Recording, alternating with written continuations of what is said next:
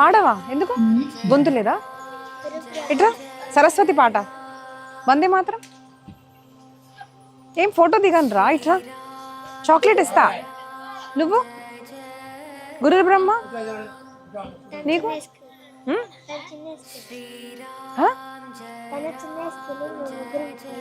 ఏం పర్వాలేదు, అందరికి వస్తుంది. నీకు వచ్చా? రాదా? వచ్చు కదా మరి, పాడుదా దానన్నా. చెప్పు, దాచుకొని పాడదాం. గురుదేవ మహేశ్వర గురు సాక్షాత్ తస్మై శ్రీ గురువే నమః. గురుగారు దైవంతో సమానం, అటువంటి గురుగారికి నమస్కారం. ఇంకా భగవద్గీత నేర్చుకుంటారా? నేర్చుకుంటారా? హనుమాన్ చాలీసా తప్పకుండా. జీజామాత తెలుసా ఎవరు? ఛత్రపతి శివాజీ మహారాజ్. స్వామి వివేకానంద తెలుసు. ఎవరు?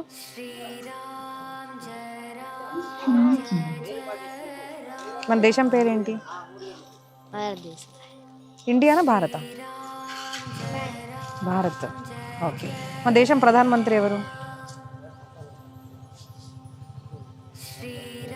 Very good. ఏం పర్వాలేదు, మోదీ గారు, నరేంద్ర మోదీ. సరేనా? బాగా చెప్పారు శ్లోకాలు. నీకు వచ్చా? మీ క్లాసెస్ స్టార్ట్ చేద్దాం, సరేనా? నేర్చుకుంటారా? ఓకే. భగవద్గీత ఏంటి? నేర్పిద్దాం, సరేనా?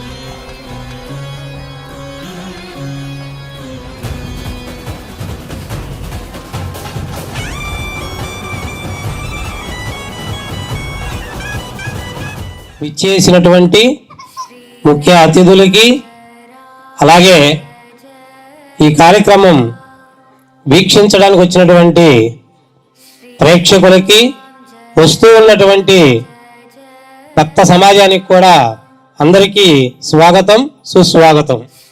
మనం ఏ కార్యక్రమం అయినా సరే నేషనల్ సాంగ్తో కూడా స్టార్ట్ చేస్తాం కాబట్టి వందే మాతర గేయాన్ని మా విద్యార్థులు 6 చరణాల పాటు ఫుల్ సాంగ్ గేయాన్ని పాడడానికి ముందుకొచ్చారు. మరి ఇక్కడ కూర్చున్నటువంటి వాళ్ళందరూ కూడా ఒకసారి లేచి నించోవాలని చెప్పేసి మనస్ఫూర్తిగా వేడుకుంటున్నాను. వందే మాతరం, వందే మాతరం, సుజలాం సుఫలాం మలయజ శీతలాం సస్యశ్యామలాం మాతరం వందే మాతరం మాతరం శుభ్రజోష్నా పులకితయామిని పుల్లకుసుమిత శ్రుమధులశోభిని సుహాసిని సుమధురభాషిణి సుఖదాం వరదాం మాతరం వందే మాతరం వందే మాతరం. కోటి కోటి కంఠ కలకల నినాదకరాలే కోటి కోటి భుజయద్రుత కరకరవాలే అబలాకేను మా ఏతో బలే బహుబలధరిణిం నమామి తరిణిం రిపుదలవరిణిం మాతరం వందే మాతరం వందే మాతరం तुमी विद्या तुमी धर्मा तुमी हृदि तुमी मर्मा त्वं हि प्राणः शरीरे बाहुते तुमी मा शक्ति हृदये तुमी मा भक्ति त्वमरये प्रतिमा गणि मंदिरे मंदिरे Vande Mataram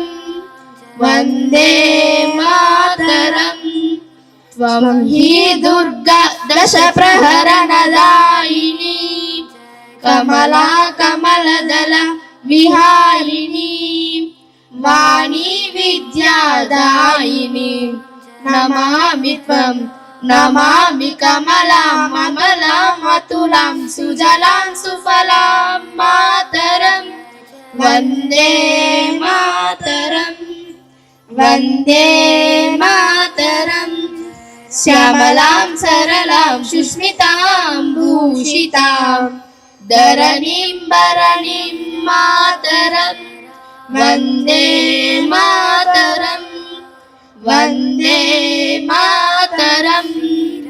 Thank you for giving this wonderful opportunity.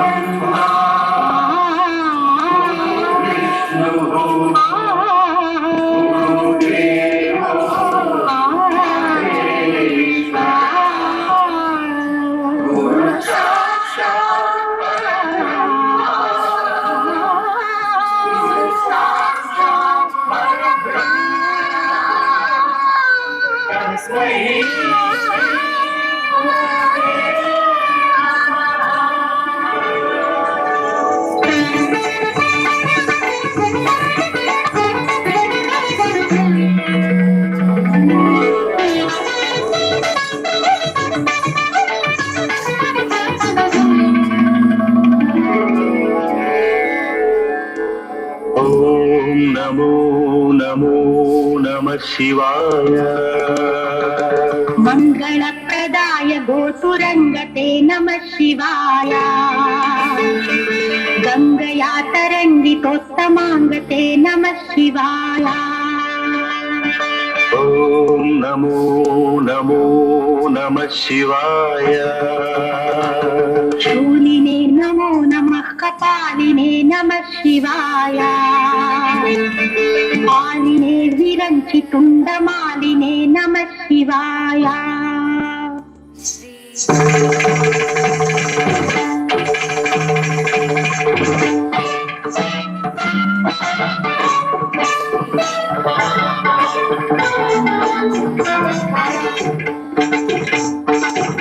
अंदెల రావనిది పదములగా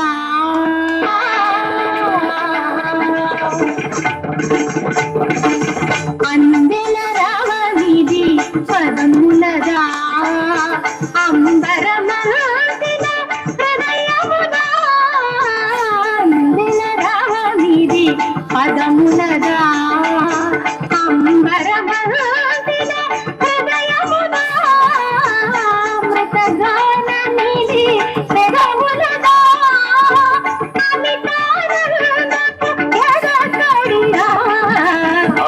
సాధన సార్థక మందగ యోగ బలముగా యాగ ఫలముగా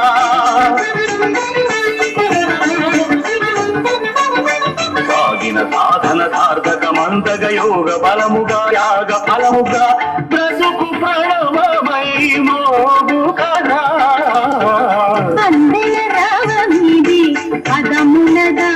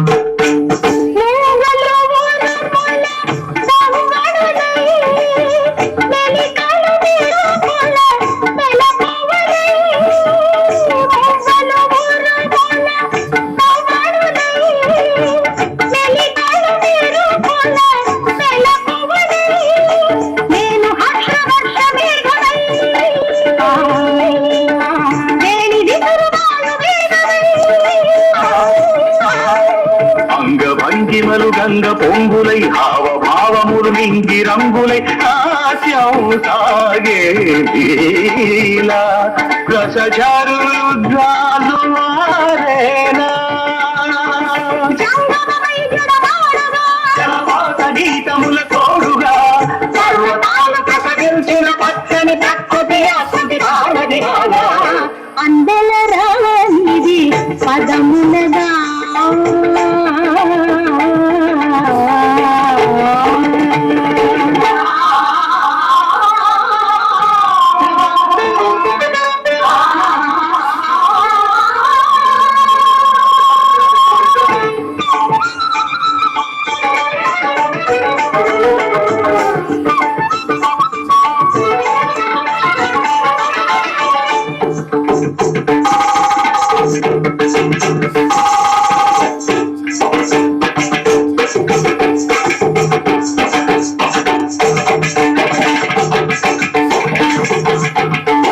నయన తేజమేన కారమై మనో నిశ్చయం మకారమై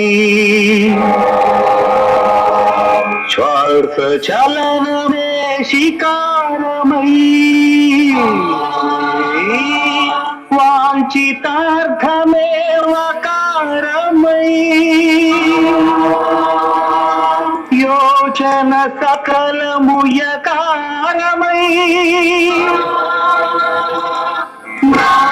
నాగన్నకారం మంత్రం మకారం స్తోత్రం శికారం వేదం మకారం యజ్ఞం యకారం ఓం నమః శివాయ భావమి భౌనకు భావ్యం కాగా భరతమి నిరతమి భాగ్యం కాగా భూమిన గిరులు కరిగేలా తాండవమాడేనా ప్రాణ పంచమమి పంచాక్షరిగా పరమ పదము ప్రకటించదా ఖగోళాలు పదకించును ఈ 10 దిక్కుల దూర్చటి ఆర్భటిరేగా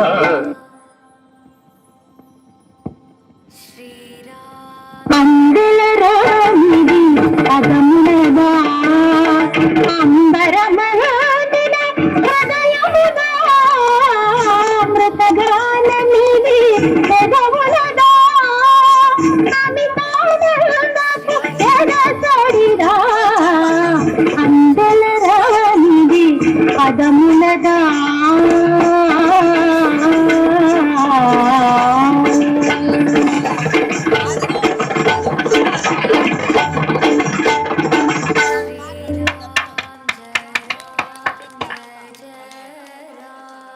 అసలు అబ్బాయిని అడుగు వాటర్ ఒక చుక్క చెప్పే ముందు ఏంటంటే వీళ్ళు గొంతు బాటిల్ కూడా తేలా నేను రోజు ఎప్పుడు స్టార్ట్ ఓకే, ఎలా ఉంది పర్ఫార్మెన్స్? మరి గట్టిగా చిన్నారులు మిమ్మల్ని అలరించడానికి చాలా హార్డ్ వర్క్ చేశారు, మంచి నృత్యాన్ని ప్రదర్శన చేశారు. కాబట్టి మీరు అందరూ ఒకసారి మీ యొక్క కరతాళ ధ్వనులతో చప్పట్లతో మా పిల్లల్ని ఎంకరేజ్ చేయాలని చెప్పేసి మనసా వాచా కర్మన కోరుకుంటున్నాను. హిందూ సమ్మేళనం ఈ కార్యక్రమం అసలు దేని కొరకు, దేశవ్యాప్తంగా ఈ కార్యక్రమాన్ని సంఘు ఎందుకు నిర్వహించాలనేటటువంటి సంకల్పాన్ని చేసింది, ఈ మంత్ 1 తారీఖు నుంచి కూడా కార్యక్రమాలు ఎందుకు నిర్వహిస్తూ వస్తుంది అనేటటువంటి అనేక విషయాలు ఈరోజు కార్యక్రమంలో మీరందరూ కూడా తెలుసుకుంటారు. ఆ తర్వాత వీళ్ళతోనే పౌర్ణమిలో భరత వేదన అనే సాంగ్ కూడా ఉంది. తదనంతరం మన కార్యక్రమాన్ని కూడా ప్రారంభించడం జరుగుతుంది. మరి రఘుకుల తిలక కోలాటం పర్ఫామ్ చేయడానికి మన విద్యార్థుల్ని పైకి రావాల్సిందిగా కోరుచున్నాము. Please come on to the dais.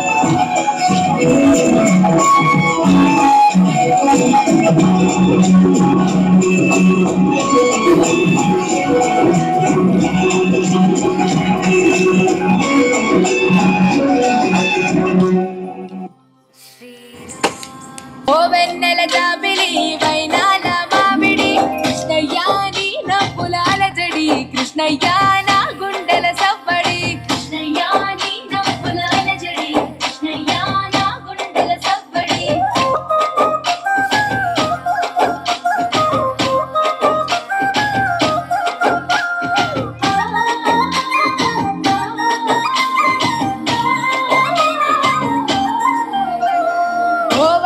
గిరులవి గోవులది సన్నడి ఆటలతో మురారి ఆనందపు సవ్వడి కృష్ణయ్య కొంట పనుల ముద్దులు కృష్ణయ్య నీ అల్లరి ఇంపులు కృష్ణయ్య కొంట పనుల ముద్దులు కృష్ణయ్య నీ అల్లరి ఇంపులు రే పల్లెలో రేపుకి మాటు వేసే చాటుకి గోపికల కొలనుకి గోగు పూల తోటకి కృష్ణయ్య కోకలేవి జాడకి కృష్ణయ్య దొంగిలించే మాటికి కృష్ణయ్య కోకలేవి జాడకి కృష్ణయ్య దొంగిలించే మాటికి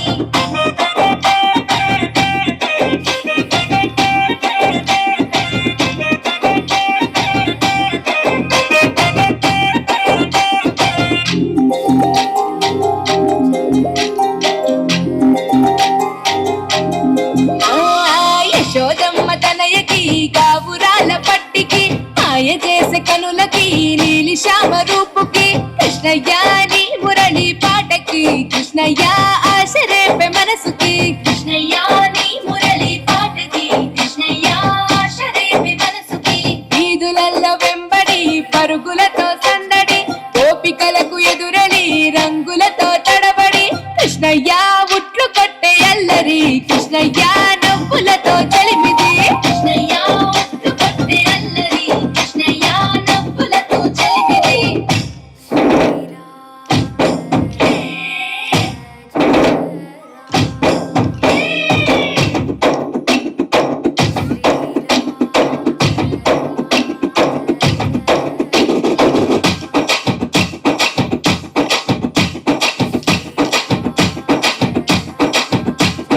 కృష్ణయ్య ఉట్లు కొట్టే అల్లరి కృష్ణయ్య నవ్వులతో చలిమిది కృష్ణయ్య ఉట్లు కొట్టే అల్లరి కృష్ణయ్య నవ్వులతో చలిమిది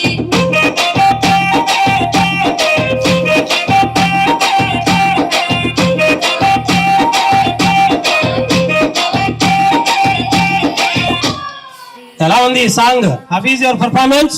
రెండు చేతులతో కొట్టేటటువంటి చప్పట్లు మా పిల్లలకి మా చిన్నారులకి మంచి ఉత్తేజాన్ని ప్రోత్సాహాన్ని ఇస్తాయని చెప్పేసి భావిస్తున్నాను. అట్లాగే మనం చప్పట్లు కొట్టడం ద్వారా మనకు తెలియకుండానే మనలో ఉత్తేజితం పెరుగుతుంది కాబట్టి ఉత్సుకత కూడా పెరుగుతుంది. కాబట్టి మరొక్కసారి మీ యొక్క రెండు చేతుల్ని వెదిలిస్తూ చక్కగా మంచి క్లాప్స్ తో మా పిల్లల్ని అభినందించాల్సిందిగా కోరుచున్నాము. జ్యోతి ప్రజ్వలన కార్యక్రమానికి ముందుగా అతిథుల్ని ఆహ్వానించే ముందు మన సభా అధ్యక్షులు బాలరెడ్డి గారిని స్టేజ్ మీదకి ఆహ్వానిస్తున్నాము. Please come on to the dais sir. ఈనాటి मैंने सीखा माँ मम्मी को హిందూ సమ్మేళన కార్యక్రమానికి మన తుమ్మల చెరువు గ్రామంలో శివాలయం నుండి ఏర్పాటు చేసినటువంటి ఈ యొక్క కార్యక్రమానికి ముఖ్య అతిథులకు, గ్రామస్తులకు, హిందువులందరికీ, మహిళలకు, చిన్నారులకు, ఈ యొక్క మనందరినీ కూడా అలరించడానికి వచ్చినటువంటి చిన్నారులకు అందరికీ కూడా నా యొక్క శుభ ఆహ్వానం.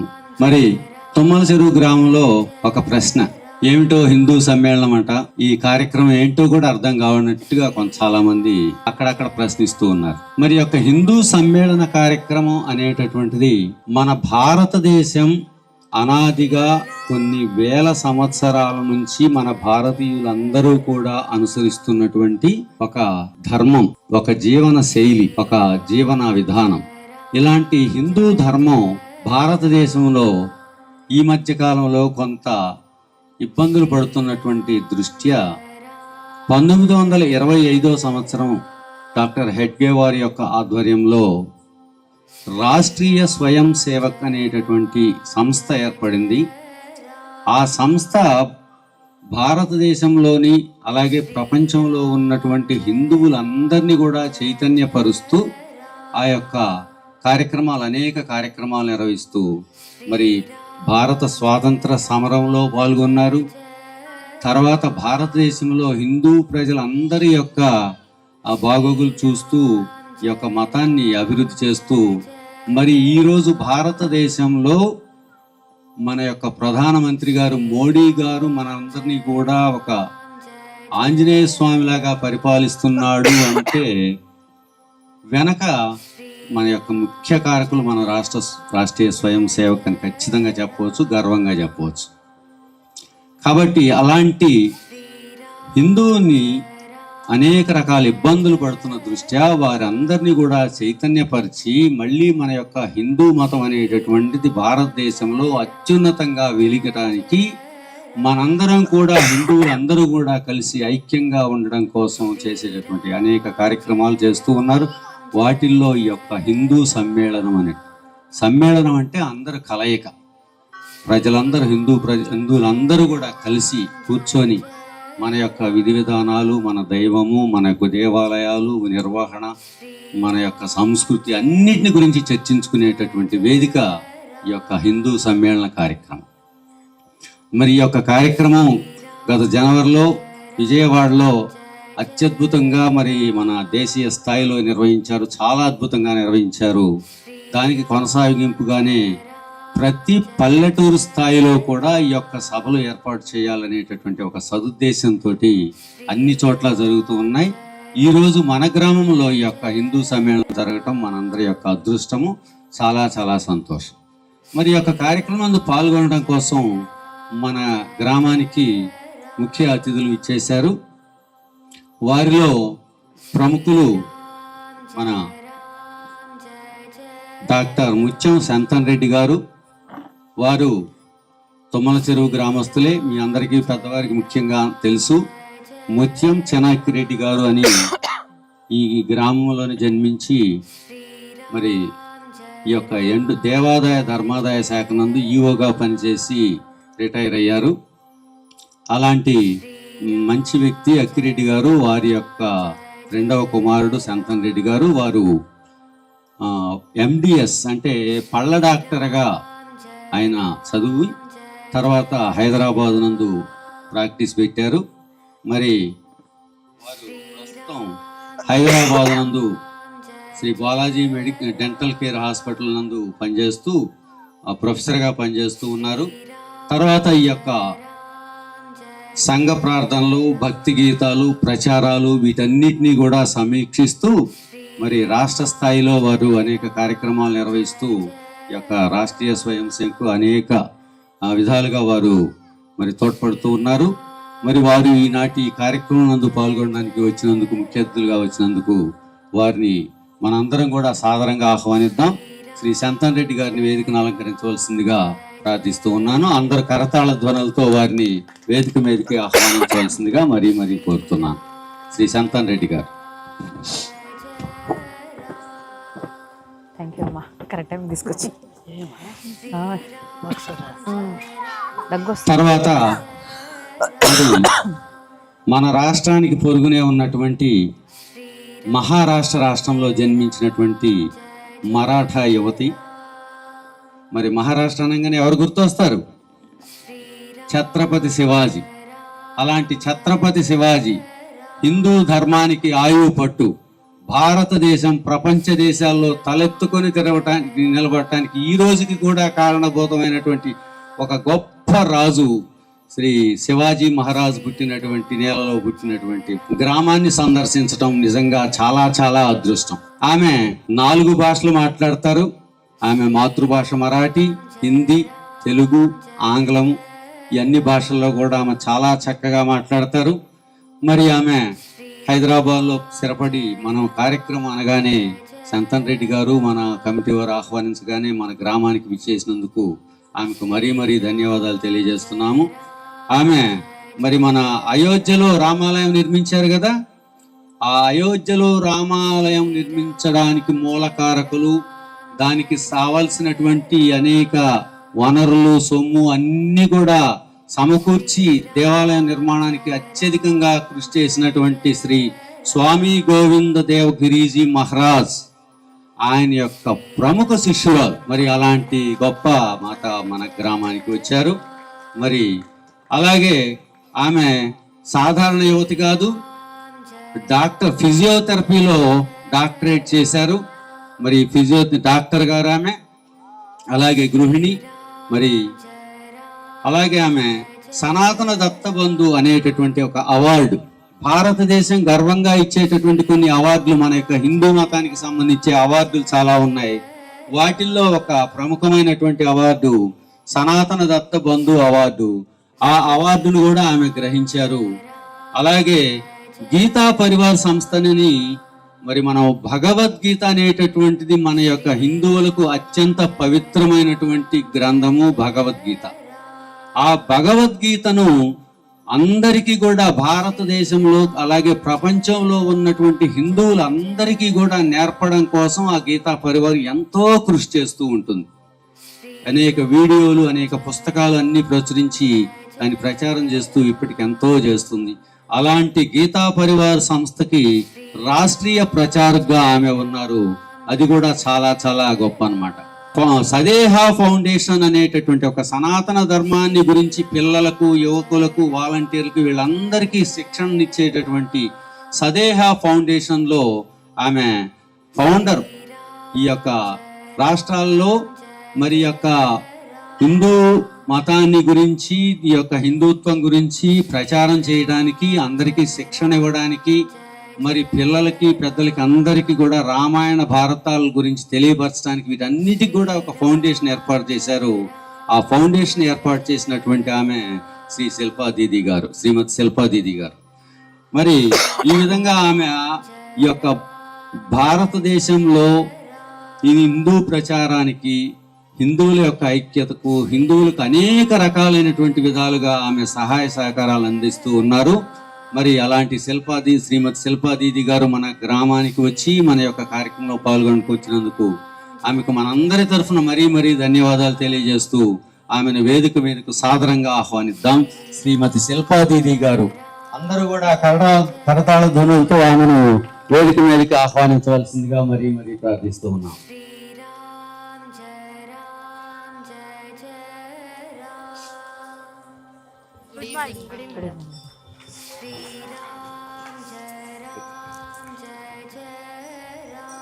తదుపరి మరి మన పల్నాడు జిల్లా ఆర్ఎస్ఎస్ సంఘ చాలక్ గారు, అంటే ఈ రాష్ట్రీయ స్వయం సేవక్ సంఘ్కి భారతదేశం మొత్తం మీద కూడా రాష్ట్రాల వారీగా, జిల్లాల వారీగా అనేక రకాలైనటువంటి వీటికి అధ్యక్షులు, కార్యదర్శులు, కోశాధికారులు ఇలా ఉంటారు. మన పల్నాడు జిల్లాకి సంఘచాలకుగా, అంటే ఒక ప్రెసిడెంట్ అనుకోవచ్చు, అలాంటి రాష్ట్రీయ స్వయం సంఘ సేవకి మరి అధ్యక్షుడిగా ఉన్నటువంటి శ్రీ తిప్పిరెడ్డి జయనేంద్ర రెడ్డి గారు. వీరు క్రోసూరు నివాసి. జై భారత్ విద్యా సంస్థలు, అక్కడ మంచి పేరు ప్రతిష్టలు ఉన్నటువంటి మంచి పాఠశాలలు ఉన్నాయి. జై భారత్ విద్యా సంస్థలు ఆ యొక్క సంస్థల యొక్క అధినేత. కానీ ఆయన బాల్యం నుంచే ఈ రాష్ట్రీయ స్వయం సేవక్ సంఘ్లో పాల్గొంటూ మరి అనేక కార్యక్రమాల్లో పాల్గొంటూ చిన్నప్పటి నుంచే ఆయన యొక్క హిందూ మతాన్ని అభివృద్ధికి, హిందూ మతం యొక్క అనేక రకాల కార్యక్రమాల్లో పాల్గొంటూ వచ్చారు. మన పల్నాడు జిల్లాకు వారు అధ్యక్షులుగా ఉన్నారు. అలాంటి శ్రీ జయనేంద్ర రెడ్డి గారు మన గ్రామానికి విచ్చేయడం చాలా చాలా సంతోషంగా ఉంది. వారిని కరతాళ ధ్వనులతో వేదిక మీదుగా ఆహ్వానిస్తున్నాం. అందరూ కూడా కరతాళ ధ్వనులతో వారిని వేదిక సాధారణంగా ఆహ్వానిస్తున్నాం.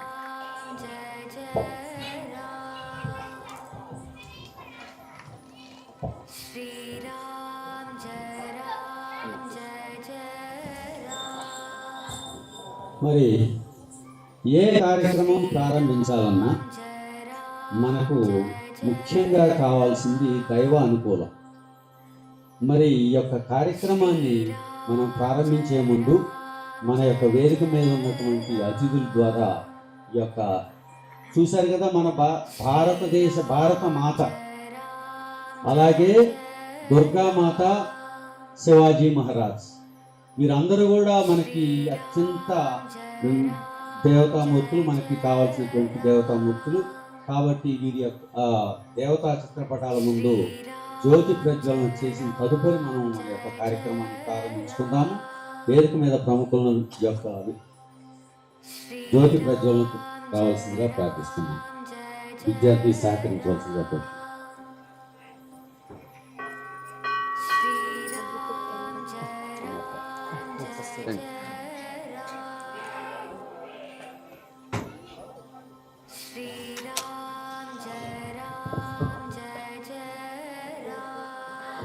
ज्योति परब्रह्म दीप सर्वतमोन्नतं दीपेन साध्यते सर्वं ज्ञानदीपं नमाम्यहं शुभं कुरुध्वं कल्याणम् आरोग्यं धनसम्पदा दृष्टबुद्धिविनाशाय दीपज्योति नमोऽस्तुते दीपज्योति नमोस्तुते दीपज्योति ब्रह्म दीप सर्वतमोनतः दीपेन साध्यते सर्वं ज्ञानदीपं नमाम्यतं शुभं कुरु त्वं कल्याणम् आरोग्यं धनसम्पदा दुष्टबुद्धिविनाशाय दीपज्योति नमोस्तुते दीपज्योति नमोस्तुते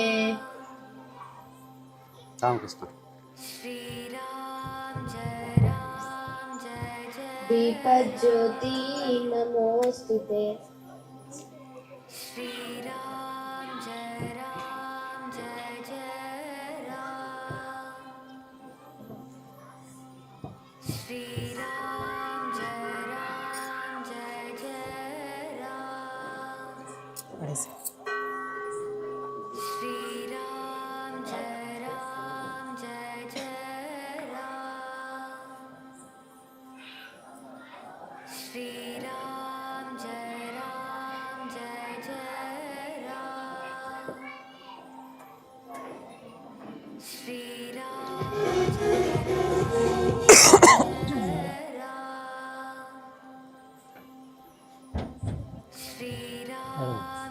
ధన్యవాదాలు సార్. మీరు 10 నిమిషాలు సమయం తీసుకొని మరి ఇప్పుడు మన ముఖ్య అతిథులు మన గ్రామ వాస్తవ్యులు డాక్టర్ సంతన్ రెడ్డి గారు ఈ యొక్క హిందుత్వం గురించి, మనం ఐక్యంగా ఉండాల్సిన విధి విధానాల గురించి, అనేక విషయాల గురించి మనం చైతన్యవంతం చేస్తూ ప్రసంగించవలసిందిగా వారిని ప్రార్థిస్తున్నాం.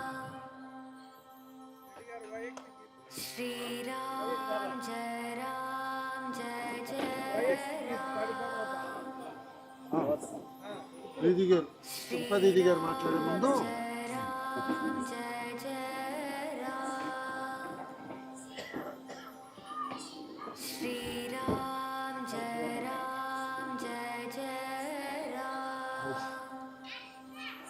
ఓం గురుభ్యో నమః. నేను 14 ఏళ్ళుగా ప్రొఫెసర్గా చేస్తున్న డెంటల్ కాలేజ్లో. ఇప్పటివరకు ఈ 14 ఏళ్ళలో ప్రతి క్లాస్ నుంచి 2-3 స్టూడెంట్స్ అంటే బయటకు పంపించేస్తాం. ఎందుకంటే వాళ్ళు క్లాస్ని డిస్టర్బ్ చేస్తే నేను వాళ్ళని కూర్చొని లోపల. ఓకే, సో మిమ్మల్ని నేను బయట పంపించాను. సో చిన్న కథ చెప్తా. ఒక పులి తన బిడ్డతోని వేటకి పోయింది. వేట దొరికింది పులికి. పులి వెంటనే ఆ వేట వెనుక దొరికింది. చాలా దూరం ఉంటుంది. ఎంతసేపు అయినా తల్లి వెనుక రాలేకపోయే వరకు ఈ పులి పిల్ల అటు ఇటు తిరుగుకుంటూ దారి తప్పేసి ఎక్కడికో వెళ్ళిపోతుంది. ఎక్కడికి పోతుందంటే తోడేలు గుంపులోకి పోతుంది. ఆ తోడేలు గుంపులో పోయిన తర్వాత వాటితోనే కలిసి పెద్దగా అవుతుంది. సో అప్పటి వరకు తోడేళ్లతో ఉండి తోడేళ్ళలానే వాటిలానే బిహేవ్ చేయడం, వాటిలానే ప్రవర్తించడం నడుస్తుంటుంది. అట్లా తల్లి ఎప్పటి నుంచో ఏ రోజైతే తప్పిపోయిందో తన బిడ్డ, అప్పటి నుంచి వెతుక్కు వస్తుంది. ఒకరోజు పిల్ల ఎదురైంది. తల్లి పిల్లని గుర్తుపట్టింది. నువ్వు నా బిడ్డవని చెప్తే అది నమ్మలేదు. లేదు నువ్వు పులివి, నీ తోడేళ్ళంటే. కాదు నువ్వు పులి అంటే నమ్మదు. చెరువులో తీసుకుపోయి నీ ముఖం చూడు, చెరువులో ప్రతిబింబం చూసుకో అంటే అది చూస్తుంది. చూసి దాని ముఖం, తల్లి ముఖం, దీని ముఖం ఒకలాగా ఉండే వరకు అప్పుడు నమ్ముతుంది. హిందువుల పరిస్థితి అదే ఉంది. సో నువ్వు హిందువువి, నువ్వు చేయాల్సిన ధర్మకార్యం ఇది, నీ ధర్మం ఇది అని ఒకరు చెప్పాల్సిన పరిస్థితి వచ్చింది. అందుకే ఈ హిందూ సమ్మేళనాలు నడుస్తున్నాయి. రాష్ట్రీయ స్వయం సేవక్ సంఘ్ 1925లో మొదలుపెట్టారు. హెడ్గేవాజీ మొదలుపెట్టారు. అప్పుడు పరిస్థితులు ఎట్లా ఉండేనంటే, మొఘల్స్ ఆక్రాంతలు, వాళ్ళు చేపట్టిన పనులు, దాని ప్రభావం వల్ల నేను హిందువుని అని చెప్పుకోవడానికి సిగ్గుపడేవాళ్ళు, భయపడేవాళ్ళు కూడా. ఎక్కడ బయట చెప్తే జిజియా ట్యాక్స్ కట్టాల్సి వస్తుంది, ఎక్కడ బయట చెప్తే తలకి కట్టుకున్న పాగ తీయాల్సి వస్తుంది. ఇవన్నీ ఆ భయాలతోనే బతికేటోళ్ళు. సో దానివల్ల మన దేశంలో మన ధర్మాన్ని మనం బయట చెప్పుకోలేనిది, ప్రదర్శించుకోలేనిది, జీవించలేని పరిస్థితి ఉన్నప్పుడు హిందూ సమాజాన్ని ఐకమత్యం చేయడానికి రాష్ట్రీయ స్వయం సేవక్ సంఘ్ మొదలైంది 1925. ఇది 2025, కరెక్ట్గా 100 సంవత్సరాలు. ఈ 100 సంవత్సరాల్లో రాష్ట్రీయ స్వయం సేవక్ సంఘ్ ఏమేం చేసింది? 1922 చైనాతో యుద్ధం అప్పుడు, అది అరుణాచల్ ప్రదేశ్, ఉత్తరాఖండ్ ఏరియాలో మంచు ఎక్కువ పడేది. మన సైనికుల ట్రక్స్ కానీ అవన్నీ మంచుతో కప్పబడే వరకు అది మూమెంట్ అటు వెళ్ళడం కానీ దారి మంచి ఉండేది కాదు. సో స్వయం సేవక్స్ అందరూ ఆ చలిలో దారి ఏర్పరచడం, వచ్చిపోయే సైనికులకు సహాయం చేయడం, దారి పొడవుగా ఉండి చేసి వాళ్ళ సైడ్ నుంచి అది చేయలేదు. దమన్ డయు యూనియన్ టెరిటరీ అంటాం. ఇప్పుడు మనం యానం ఎట్లనో, పాండిచ్చేరి ఎట్లనో దమన్ డయు అప్పుడు పోర్చుగీస్, బ్రిటిష్ వాళ్ళు ఎట్లనో మన భారతదేశాన్ని పరిపాలించిందో అట్లా పోర్చుగీస్ పరిపాలించింది. అక్కడ వాళ్ళని తరిమి కొట్టి భారతదేశం జెండా ఎగరవేసింది స్వయం సేవక్స్. కేరళలో వయనాడ్లో వరదలు వచ్చింది. ఆ వరదలు చిక్కుకున్న వాళ్ళని రక్షించడానికి స్వయం సేవక్స్, రాష్ట్రీయ స్వయం సేవక్ సంఘ్ హెడ్ క్వార్టర్స్ నుంచి ఏం ఆర్డర్స్ రావు. స్వయం సేవక్స్ అంటే వాళ్ళకి ఆ సంస్కారాలు అలవాటు చేసుకొని ఎక్కడ ఏ పరిస్థితుల్లో ఏం అవసరం ఉంటుందో ఎవరు చెప్పని అవసరం లేదు, వాళ్ళు వెళ్ళిపోతారు. అదే స్వయం సేవక్. వాళ్ళ ప్రాణాలకి హాని జరుగుతుంది, వాళ్ళు బతికే అవకాశం లేదు అన్న పరిస్థితుల్లో కూడా ప్రజలు రక్షించి 3-4 స్వయం సేవక్స్ ఆ వరదల్లో కొట్టుకొని చనిపోయింది. మీకు న్యూస్లో చూసుంటే తెలుస్తుంది. ఇవి ఎక్కడ రాష్ట్రీయ స్వయం సేవక్ సంఘ్ ప్రచారం చేయదు. సో ఇప్పుడు మీరు వెనుక చూస్తున్న అఖండ భారత్ ఉంది కదా, ఆ అఖండ భారత్ ఆ మూలకు మీరు కనిపిస్తుంది ఇప్పుడున్న ఆఫ్ఘనిస్తాన్. మహాభారతంలో గాంధారి వాళ్ళ సామ్రాజ్యం, అది ఇప్పుడు కాందహార్ అంటారు. ఇప్పుడు ఎవరు ఉంటున్నారు అక్కడ?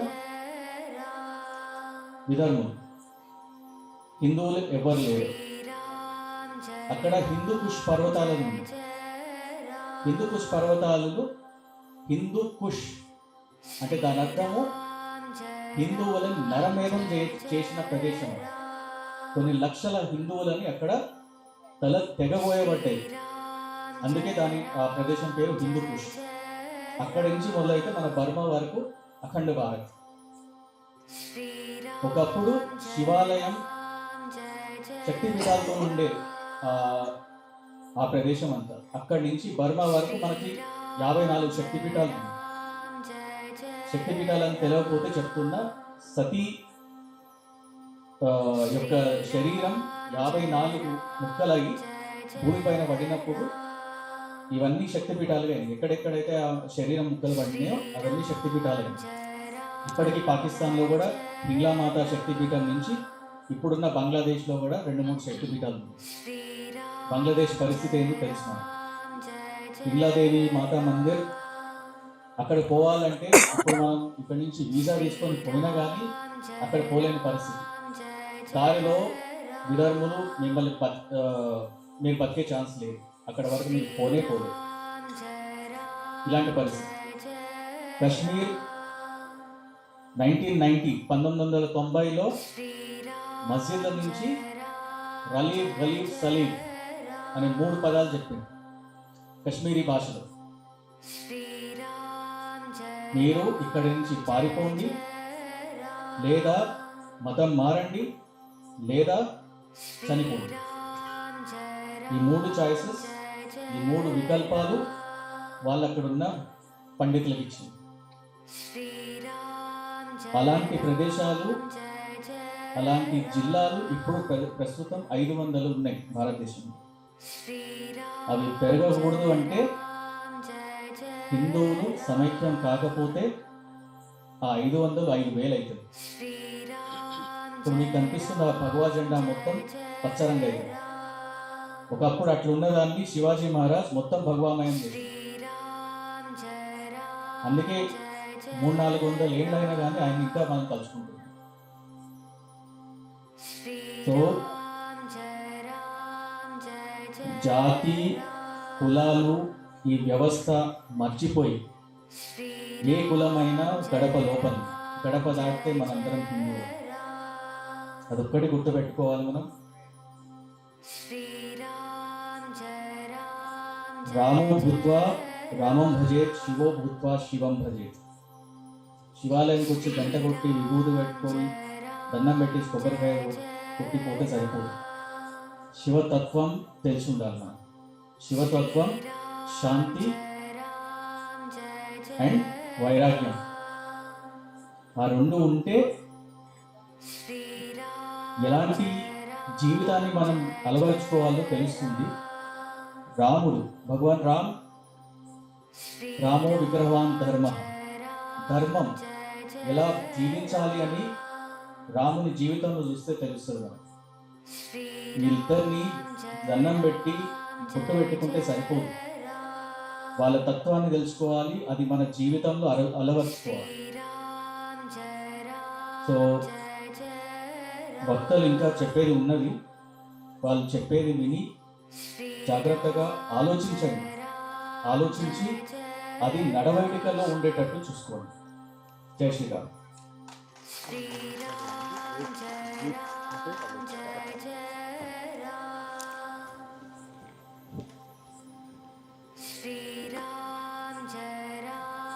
మరి డాక్టర్ శంకర్ రెడ్డి గారు ఈ యొక్క రాష్ట్రీయ స్వయం సంఘ్ ఆవిర్భావానికి అవసరమైన కారణాలు ఏంటి, మరి హిందువులు ఐక్యంగా మరి అందరూ సంఘటితంగా లేకపోతే జరిగే అనర్థాలేంటి, మరి ఇతర మతాల ద్వారా మనం ప్రస్తుతం ఎదుర్కొంటున్న కష్టాలు ఏంటో కూడా చాలా చక్కగా వివరించారు. మరి వారికి ధన్యవాదాలు తెలియపరుస్తూ ఇప్పుడు ఒక పెనుగొండ రాజు గారు సమరసత్ సేవా ఫౌండేషన్ వారు ఒక చక్కటి పాట పాడతారు, విని ఆనందించండి.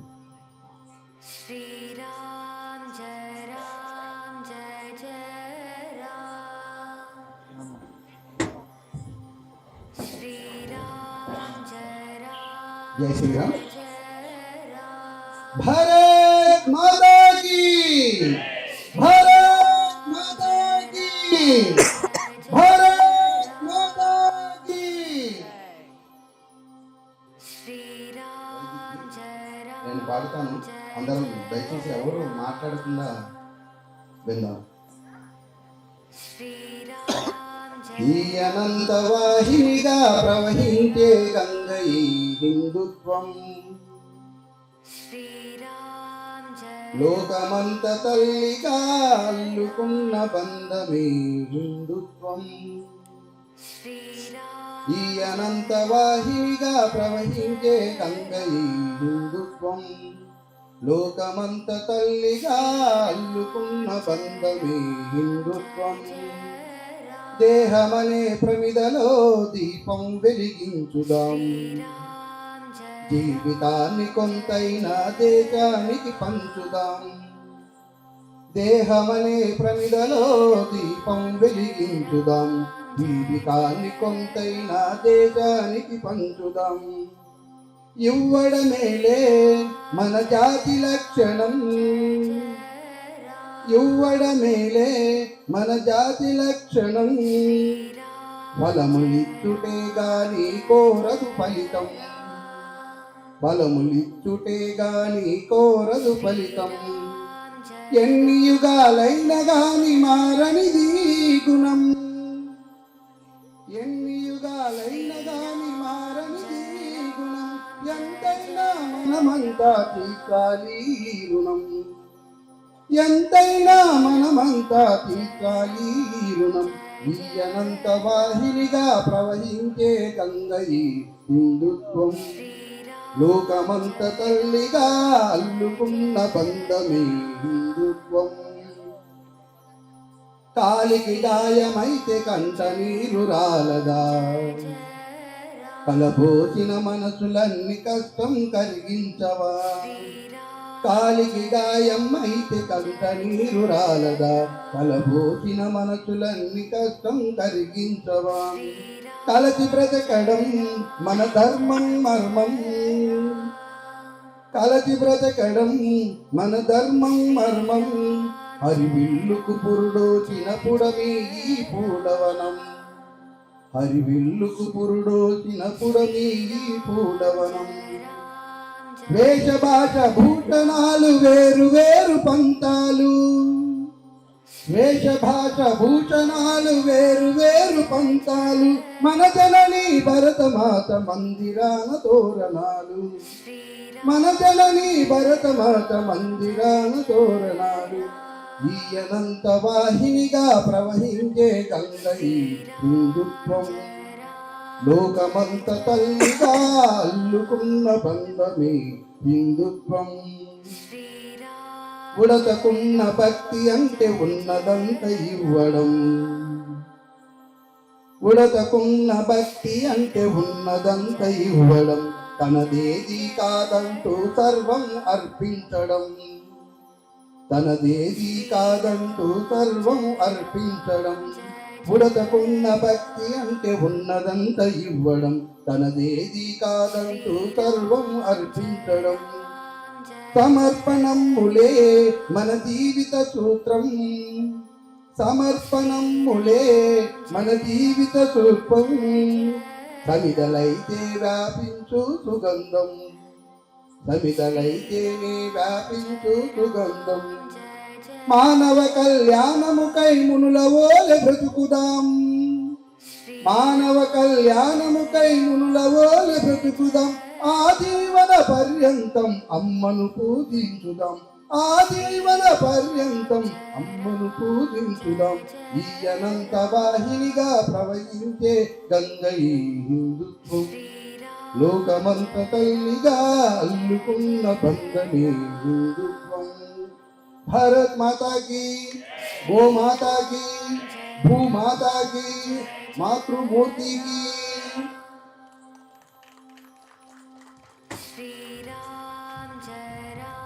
చాలా ధన్యవాదాలండి. మరి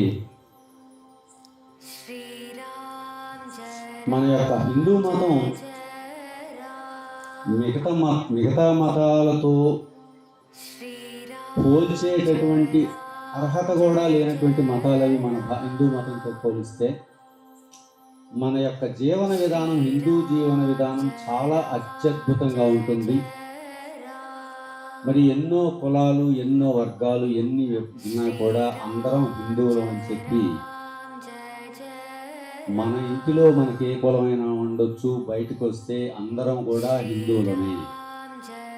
ఏ విధమైనటువంటి విభేదం లేకుండా అందరూ కూడా కలిసికట్టుగా ఉండాల్సినటువంటి ఆవశ్యకత ఇప్పుడు ఏర్పడింది.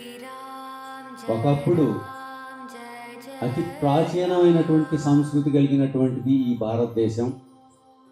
ప్రపంచంలో ఏ మతము కూడా లేనటువంటి ఈ యొక్క హిందూ మతం మరి అత్యద్భుతంగా విరాజిల్లింది. ఎంతో జ్ఞానం ఉంది.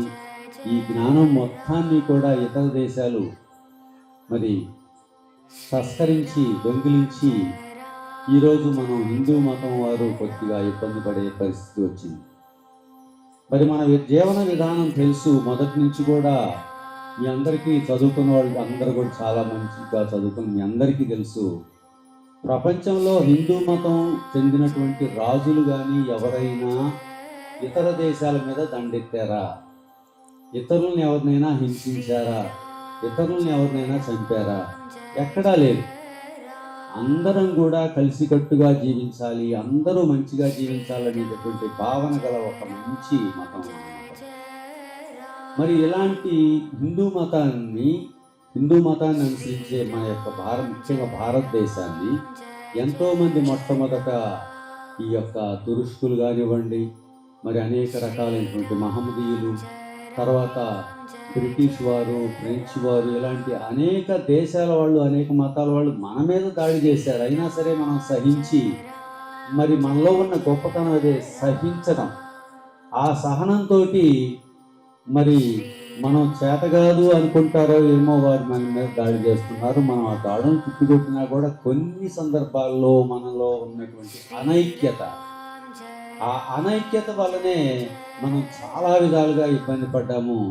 కాబట్టి మనం అనైక్యతను వీడి హిందువులందరూ కూడా ఐక్యంగా ఉండాలనేటటువంటి భావనతోటి మన యొక్క రాష్ట్రీయ స్వయం సంఘ వారిలో ఉన్నటువంటి సేవకులు ఎంతో కష్టపడుతూ ఉంటారు. వారి యొక్క భారతదేశంలో వారు ఎక్కడ ఏ కార్యక్రమానికి వెళ్ళినా కూడా సహజంగా మనం ఏదైనా కార్యక్రమాలకు వెళ్తే అక్కడ భోజనాలు వస్తుందా అని, తిరించడానికి ఏమైనా ఉందా, లాంటి ఇంకోటి ఉందా అని ఎత్తుక్కుంటూ ఉంటాం. కానీ వారు అవేమీ చూడరు. వారి ఆహారాన్ని వారే సమకూర్చుకొని వారి వస్తుని వారే చేసుకొని, అవసరమైతే చెట్టు కింద పండుకొని చేస్తారు. కానీ వారు మాత్రం ఖచ్చితంగా మన హిందూ మతం యొక్క అభివృద్ధి కోసం ఎంతో కృషి చేస్తుంటారు. అలాంటి యొక్క స్వయం సంఘ సేవకులకి ఎంతో మనం రుణపడి ఉన్నాము. మరి ఈ యొక్క అనేక రకాలైనటువంటి ఇబ్బందులను ఎదుర్కొంటూ మనం అందరం కూడా ఏ విధంగా ఐక్యంగా ఉండాలి, దానికి అనుసరించాల్సినటువంటి మార్గాలు ఏంటి, మిగతా ఇవన్నీ కూడా మనకు తెలియపరచడానికే ఈ యొక్క మన ముఖ్యులు ఇక్కడికి వచ్చేస్తున్నారు. ఇప్పుడు మన యొక్క వేదిక మీద ఉన్నటువంటి ముఖ్య అతిథి గారు శ్రీమతి శిల్పాదీది గారు మీ అందరినీ కూడా యొక్క హిందూ మత ప్రాశస్త్యాన్ని గురించి చైతన్యపరచవలసిందిగా ఆమె ప్రార్థిస్తూ ఉన్నాం. అందరికీ జై శ్రీరామ్ అండి. నాకు ముందే కొంచెం తక్కువ వినిపిస్తుంది, గట్టిగా జై శ్రీరామ్, జై జై శ్రీరామ్. కొంచెం వినిపించింది జై శ్రీరామ్, ఇప్పుడు వినిపించింది. అయితే అక్కడ ఉన్న చిన్నారులు అందరు కూడా ఇక్కడ వచ్చి కూర్చోవాలని నేను చేస్తున్నాను. అందరు చిన్నపిల్లలు రావాలి. అక్కడ ఎవరైనా కూర్చుంటే వాళ్ళందరూ ముసలి వాళ్ళుగా భావిస్తాను నేను. అందరు రండి నాన్న, ఇక్కడ కూర్చోండి. సౌండ్ చేయకుండా రావాలి, అందరు ఇక్కడ కూర్చోండి.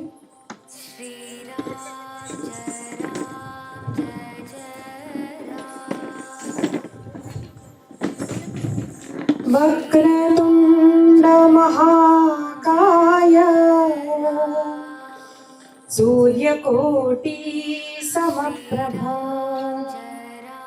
నిర్విఘ్నం కురు మే దేవ సర్వకార్యేషు సర్వదా.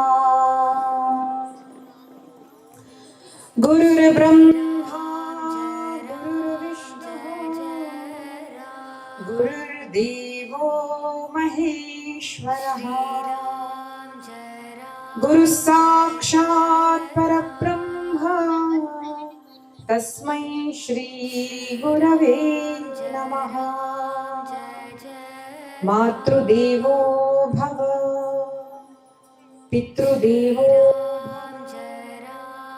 ఆచార్యదేవో భవ అతిథిదేవో భవ పరస్పరదేవో భవ.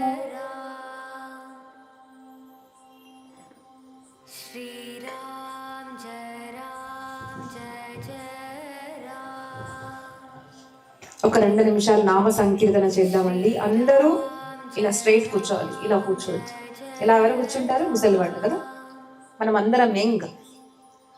ఎంత యంగ్ అంటే 62 years యంగ్. 70 సంవత్సరాలు యంగ్ అనాలి. 70 సంవత్సరాలు అయిందమ్మా అంటే అక్కడే పోయిందమ్మా కదా. స్ట్రైట్ కూర్చోవాలి. 2 నిమిషాలు నా వెనక పాడాలి, అందరూ పాడాలి. ఓకే. శ్రీరామ్ జయ రామ్ జయ జయ రామ్.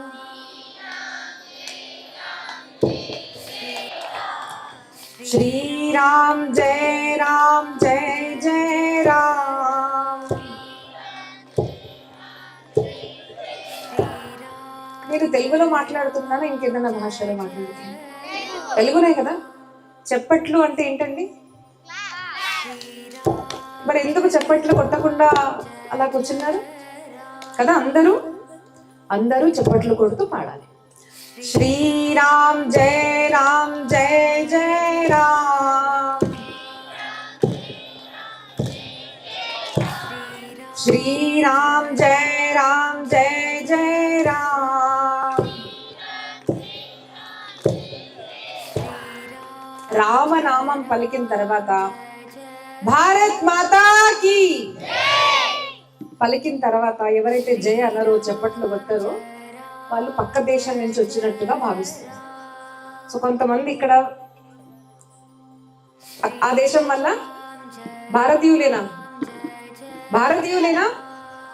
హిందువులేనా? మరి రామనామం పలికినప్పుడు చప్పట్లు ఎందుకు కొట్టలేరండి? శ్రీరామ్ జయ రామ్ జయ జయ రామ్, శ్రీరామ్ జయ రామ్ జయ జయ రామ్, శ్రీరామ్ జయ రామ్ జయ జయ రామ్, శ్రీరామ్ జయ రామ్ జయ జయ రామ్, శ్రీరామ్ జయ రామ్ జయ జయ రామ్,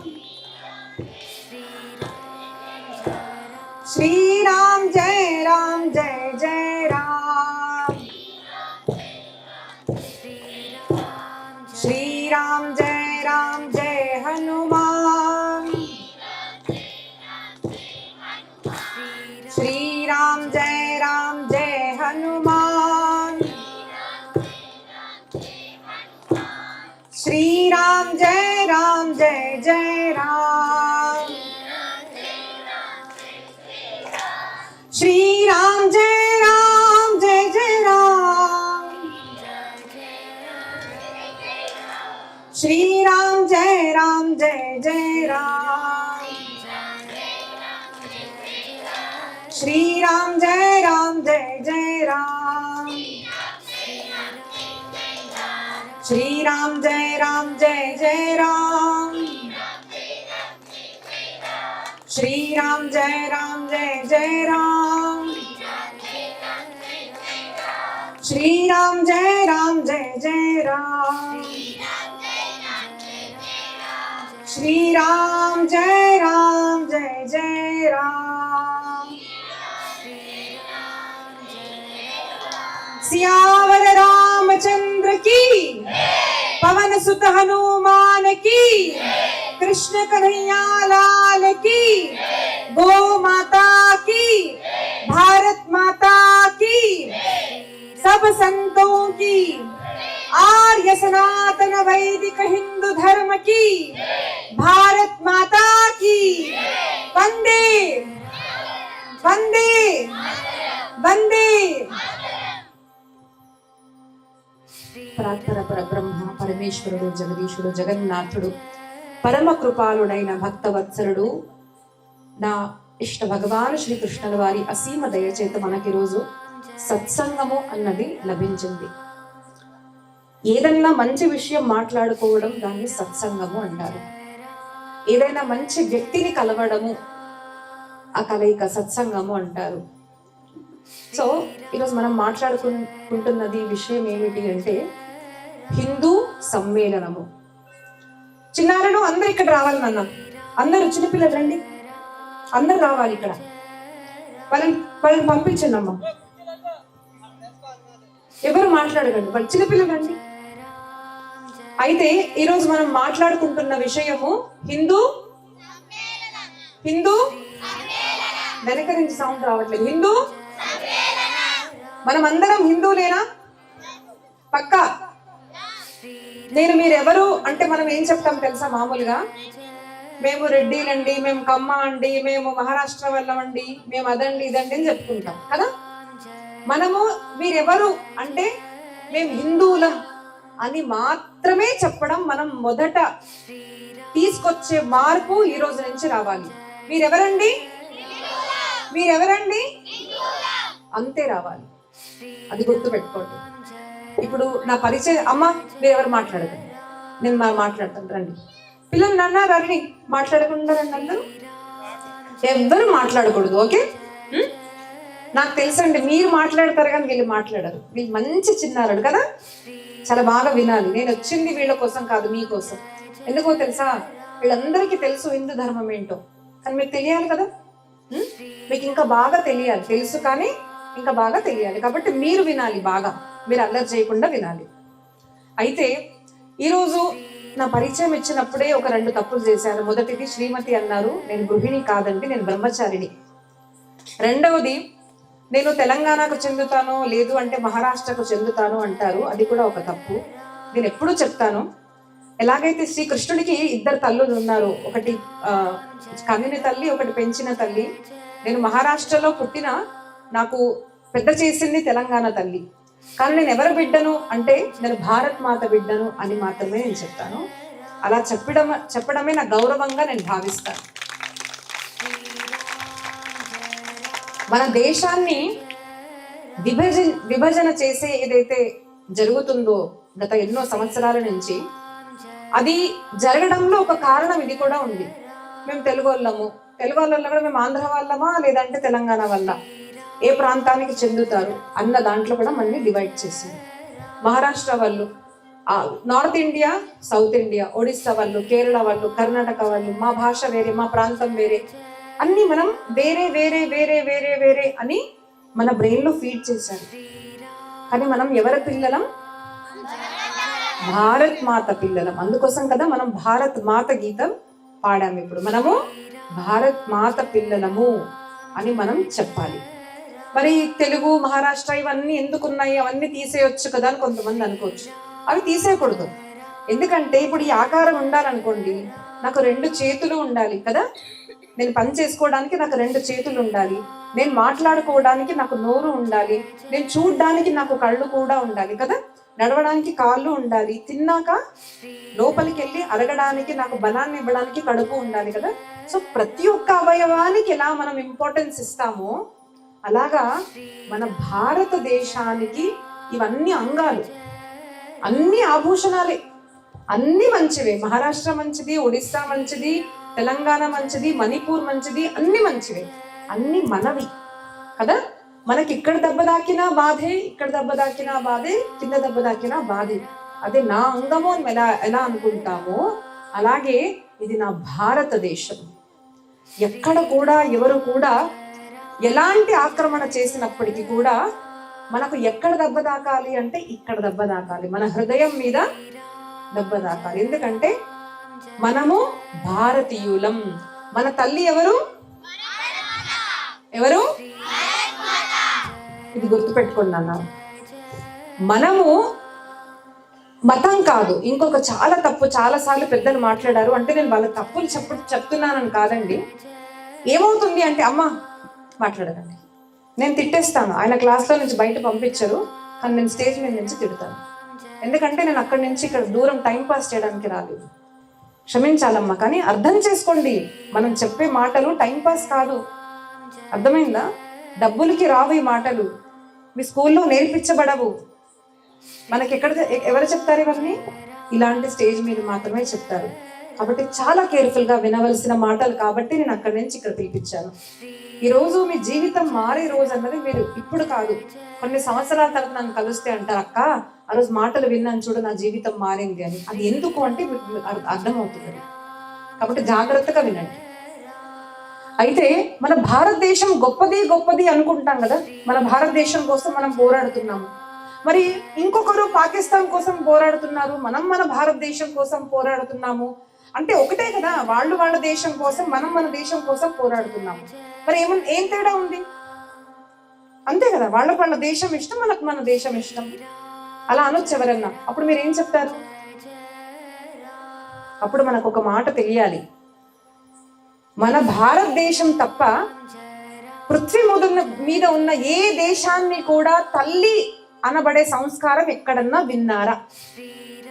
పాకిస్తాన్ మాత అని విన్నారా? ఇప్పుడు మనం ఇన్స్టాగ్రామ్ లో చూస్తున్నాము, ఆ వందే మాతరం బోలేంగే, హమ్ నహీ బోలేంగే. क्यों नहीं बोलेंगे? अरे हम हमारी माँ को भी माँ नहीं मानते तो हम देश को माँ क्या मानेंगे అని వాళ్ళు చెప్తున్నారు. మా అమ్మనే మేము అమ్మ అనము, ఈ దేశాన్ని అమ్మెందుకు అంటామండి మేము అనే సంస్కారం వాళ్ళది. మన సంస్కారం ఏంటిది అంటే, నాకు ఎక్కడైతే ఈ భూమి జన్మనిచ్చిందో, ఈ భూమి నాకు ఏదైతే సంస్కారాన్ని ఇచ్చిందో, ఈ భూమి నన్ను పెంచిందో, ఆ భూమిని కూడా తల్లి అనే సంస్కారం కేవలం భారతదేశ సంస్కారం అన్నది మనం తెలుసుకోవాలి. గొప్ప సంస్కృతి ఈ భారతదేశంలో మాత్రమే. భూగోళాన్ని కూడా, అంటే మట్టి కాదు కదా, ఇది ఇక్కడ మాత్రమే అంటారు. భారత్ మాతాకి, ఇది ఎక్కడ వినరు మీరు. గంగా మాతాకి ఎక్కడన్నా విన్నారా అండి? మిసిసిపి మాతాకి, నీల్ మాతాకి విన్నారా? కేవలం భారతదేశపు యొక్క నదులను కూడా, అంటే నీళ్లను కూడా మనము అమ్మా అంటాము. అది మన భారతదేశపు చరిత్ర. మనము నాకు జన్మనిచ్చిన తల్లిని మనం అమ్మ అనడం ఓకే. ఇప్పుడైతే అమ్మ అనడం లేదు, అందరు మమ్మీ అంటున్నారు అనుకోండి. మమ్మీ అంటారా? అమ్మ అంటారా? అమ్మ అనండి. అమ్మ అది అనడం ఎంత అంటున్నారో నాకు తెలియదు, కానీ మన దగ్గర పిన్నమ్మ, పెద్దమ్మ, చిన్నమ్మ, చెల్లెమ్మ, కూతుర్ని కూడా మా అమ్మ కదూ అంటారు. అది మన భారతదేశంలో మాత్రమే మీకు కనిపిస్తుంది. గుర్తుపెట్టు, మన భారతదేశంలో పుట్టను పూజిస్తాము, చెట్టును పూజిస్తాము, రాయి అంటారు కదండి, అన్నా పర్వాలేదు, ఆ రాయిని కూడా పూజించేది కేవలం భారతదేశము అన్నది మనం తెలుసుకోవాలి. అది మన భారతీయ గొప్పతనం. మన తల్లినే కాదు, మన భార్యనే కాదు, పరస్త్రీ మాతృవత్ అన్న ఒక సంస్కారం ఇచ్చింది సంపూర్ణ విశ్వంలో కేవలం భారతదేశం మాత్రమే అని మనం గొప్పతనం తెలుసుకోవాలి. ఎందుకంటే సాయి పల్లవి ఎవరికెవరికి ఇష్టం అండి? ఇష్టపడకూడదు, పడకూడదు ఆవిడ్ని. Yes, I also like, I use to like her dance very much. I like her dance. నాకు తన డాన్స్ అంటే చాలా ఇష్టం ఉండేది, నాకు తను కూడా చాలా ఇష్టం ఉండేది. కానీ ఇప్పుడు తను అంటే నాకు అగౌరవం. ఎవరైతే, తనొక్కటే కాదు, చాలా మంది ఉన్నారు, పేర్లు చెప్పుకుంటూ పోతే నాకేం భయం లేదు, కానీ మనకు టైం లేదు చెప్పడానికి. ఎవరైతే మన భారతదేశపు సంస్కృతి మంచిది కాదు అంటారో, వాళ్ళు హీరోయిన్ ఉన్నా, హీరో ఉన్నా, మినిస్టర్ ఉన్నా, ఎవరున్నా కూడా వాళ్ళు మనకు శత్రువులు అని తెలుసుకోవాలి. ఎవరు? ఎవరైనా ఉండొచ్చు, గుర్తుపెట్టుకోండి. అది మన ఇంట్లో ఉన్న తల్లి ఉండొచ్చు, అక్క ఉండొచ్చు. మహాభారతం వినాలి అందుకోసం. అది మన తమ్ముడా, అక్కనా, చెల్లినా అన్నది సంబంధం కాదు. ఎవరైతే భారతదేశం గురించి చెడుగా మాట్లాడతారో వాళ్ళు మన శత్రువులు ఎవరో మనం తెలుసుకోవాలి నాన్న. ఇప్పుడు కూడా వాళ్ళు పెద్దవాళ్ళు, గొప్పవాళ్ళు కాబట్టి మంచోళ్ళు కదా అని అనుకోకూడదు, ఎప్పుడు అది తెలుసుకోవాలి. అందుకోసం మన ఈ పిల్లల బుద్ధి భ్రమితం చేసేది ఎలాగంటే, మీ భారతదేశం గురించి మీరు పోరాడతారు, వీళ్ళు పోరాడుతున్నారు. ఇప్పుడు అన్నారు కదండి పెద్ద ఆయన, మనం సహిస్తున్నాము అనేసి. ఆ సహించడమే మనం చేస్తున్న తప్పు. సహిస్తున్నాం కాబట్టి ఏం జరుగుతుంది? మొన్న జరిగిన దీపోచంద్ర కేసు మీరు చూసారా లేదా తెలియదు నాకు, కానీ మీరు కూడా చూడండి ఒకసారి. మీరు అట్లీస్ట్ ఇప్పుడు పెద్ద పిల్లలు అయ్యారు, పర్వాలేదు, ఒకరోజు ఏడ్చినా పర్వాలేదు, కానీ చూడండి. అమానుషత్వం అంటే ఏంటిది? దాని పేరు మతం. అర్థమైందా? దాని పేరు మతం. ఎవరైతే ఇలా మారుస్తున్నారో, ఎవరైతే ఇలా అని మనిషి అని కూడా చూరకుండా చంపుతున్నారో, దాని పేరు మతం. కానీ మనది భారతీయ హైందవ సనాతన ధర్మం అని తెలుసుకోవాలి. ధర్మము, మతము ఇవి రెండు భిన్నం నాన్న. తర్వాత ఇది సనాతన ధర్మం ఎప్పటి నుంచి వచ్చింది ఎవరికి తెలీదు, గుర్తుపెట్టుకోండి. సనాతన ధర్మం ఎప్పటి నుంచి వచ్చిందో ఎవరికి తెలియదు. ఎప్పుడు దాకా ఉంటుంది అంటే ఎప్పుడు ఉండేది. కానీ వేరే మతాలు ఏవైతే ఉన్నాయో అవి ఇప్పుడిప్పుడు పుట్టిన మతాలు. మీకు ఎవరన్నా మన మతం గురించి దుష్ప్రచారం చేస్తున్నప్పుడు మన సనాతన ధర్మం ఎందుకు గొప్పది అని మీకు తెలిసింది అనుకోండి, అప్పుడు మీ బ్రెయిన్ వాష్ ఎవ్వరూ చేయలేరు కదా. మనకు తెలుసు మా భారతదేశం ఎంత గొప్పది. మా భారతదేశంలో మేము అమ్మ అంటాం, మీరు అమ్మ అనగలుగుతారా అని ఒక్క ప్రశ్న అడిగారనుకోండి, వాడు నోరు మూసుకుంటారు. అర్థమైందా? మీరేంటి రాయిని పూజిస్తారు అంటే, అవును మేము రాయిలో కూడా దేవుణ్ణి చూస్తారు, మీరు మనుషుల్ని కూడా రాయిలాగా అనుకొని చంపుతున్నారే అని ఎప్పుడైతే మీరు అంటారో వాళ్ళు నోరు మూసుకుంటారు. అది మనం గుర్తుపెట్టుకోవాలి. మన ధర్మం మనం తెలుసుకోవడమే మన ధర్మం, గుర్తుపెట్టుకోండి. మనం తెలుసుకొని ఎప్పుడైతే మనం ఆచరిస్తామో అప్పుడు మన జీవితం అనేది మారిపోతుంది. సో మొదట మనం ఏం చేయాలి? వేరే వాళ్ళ గురించి తెలుసుకోవడం కాదు, వేరే వాళ్ళ గురించి చెడు మాట్లాడడం కాదు. ఫస్ట్ మనం ఎందుకు గొప్ప వాళ్ళము, మన దేశం ఎందుకు గొప్పది అన్నది మనం తెలుసుకున్నాం అనుకో, మన దేశం యొక్క సంరక్షణ అన్నది మొదట జరుగుతుంది. గుర్తుపెట్టుకొని. అయితే ఈరోజు మనం ఏం మాట్లాడుకుంటున్నాము? హిందూ సమ్మేళనము. మొదట మనం ఏం తెలుసుకోవాలి? మనం అందరం హిందువులము. సమ్మేళనము ఎందుకు పెట్టాల్సి వస్తుంది ఇప్పుడు? మేళనం కాదు, జస్ట్ కలుసుకోవడం కాదు, సమ్మేళనము. మంచి కొరకై అందరూ కలిసి మాట్లాడుకుంటున్నాము. ఏం మంచి కోరుకుంటున్నాము? ఎవరు మంచి కోరుకుంటున్నాము? ఇలాంటి సమ్మేళనాలు ఇతర మతస్థులు కూడా చాలా చేస్తూ ఉంటారు. కానీ వేరే వాళ్ళకి ఎలా చెడు చేయాలి నానా, వేరే వాళ్ళకి ఎలా చెడు చేయాలి అని మాట్లాడుకుంటాం. మనం ఏం మాట్లాడుకుంటాం? సర్వే జనా సుఖినో భవంతు అన్న ఉద్ఘోష కేవలం భారతీయులు మాత్రమే చేయగలుగుతారు అని మనం తెలుసుకోవాలి. అది మన సనాతన హైందవ ధర్మం. గుర్తుపెట్టుకోండి. మనం మన ధర్మం గురించి తెలుసుకుంటే మన బుద్ధి ఎవరు కూడా మార్చలేరు. అయితే ఇప్పుడు ఇక్కడ అందరు ఫొటోస్ చూశారు కదండి. వాళ్ళందరూ ఎవరు మీకు తెలుసా? ఎవరు నాన్న అక్కడ ఉన్న వాళ్ళు?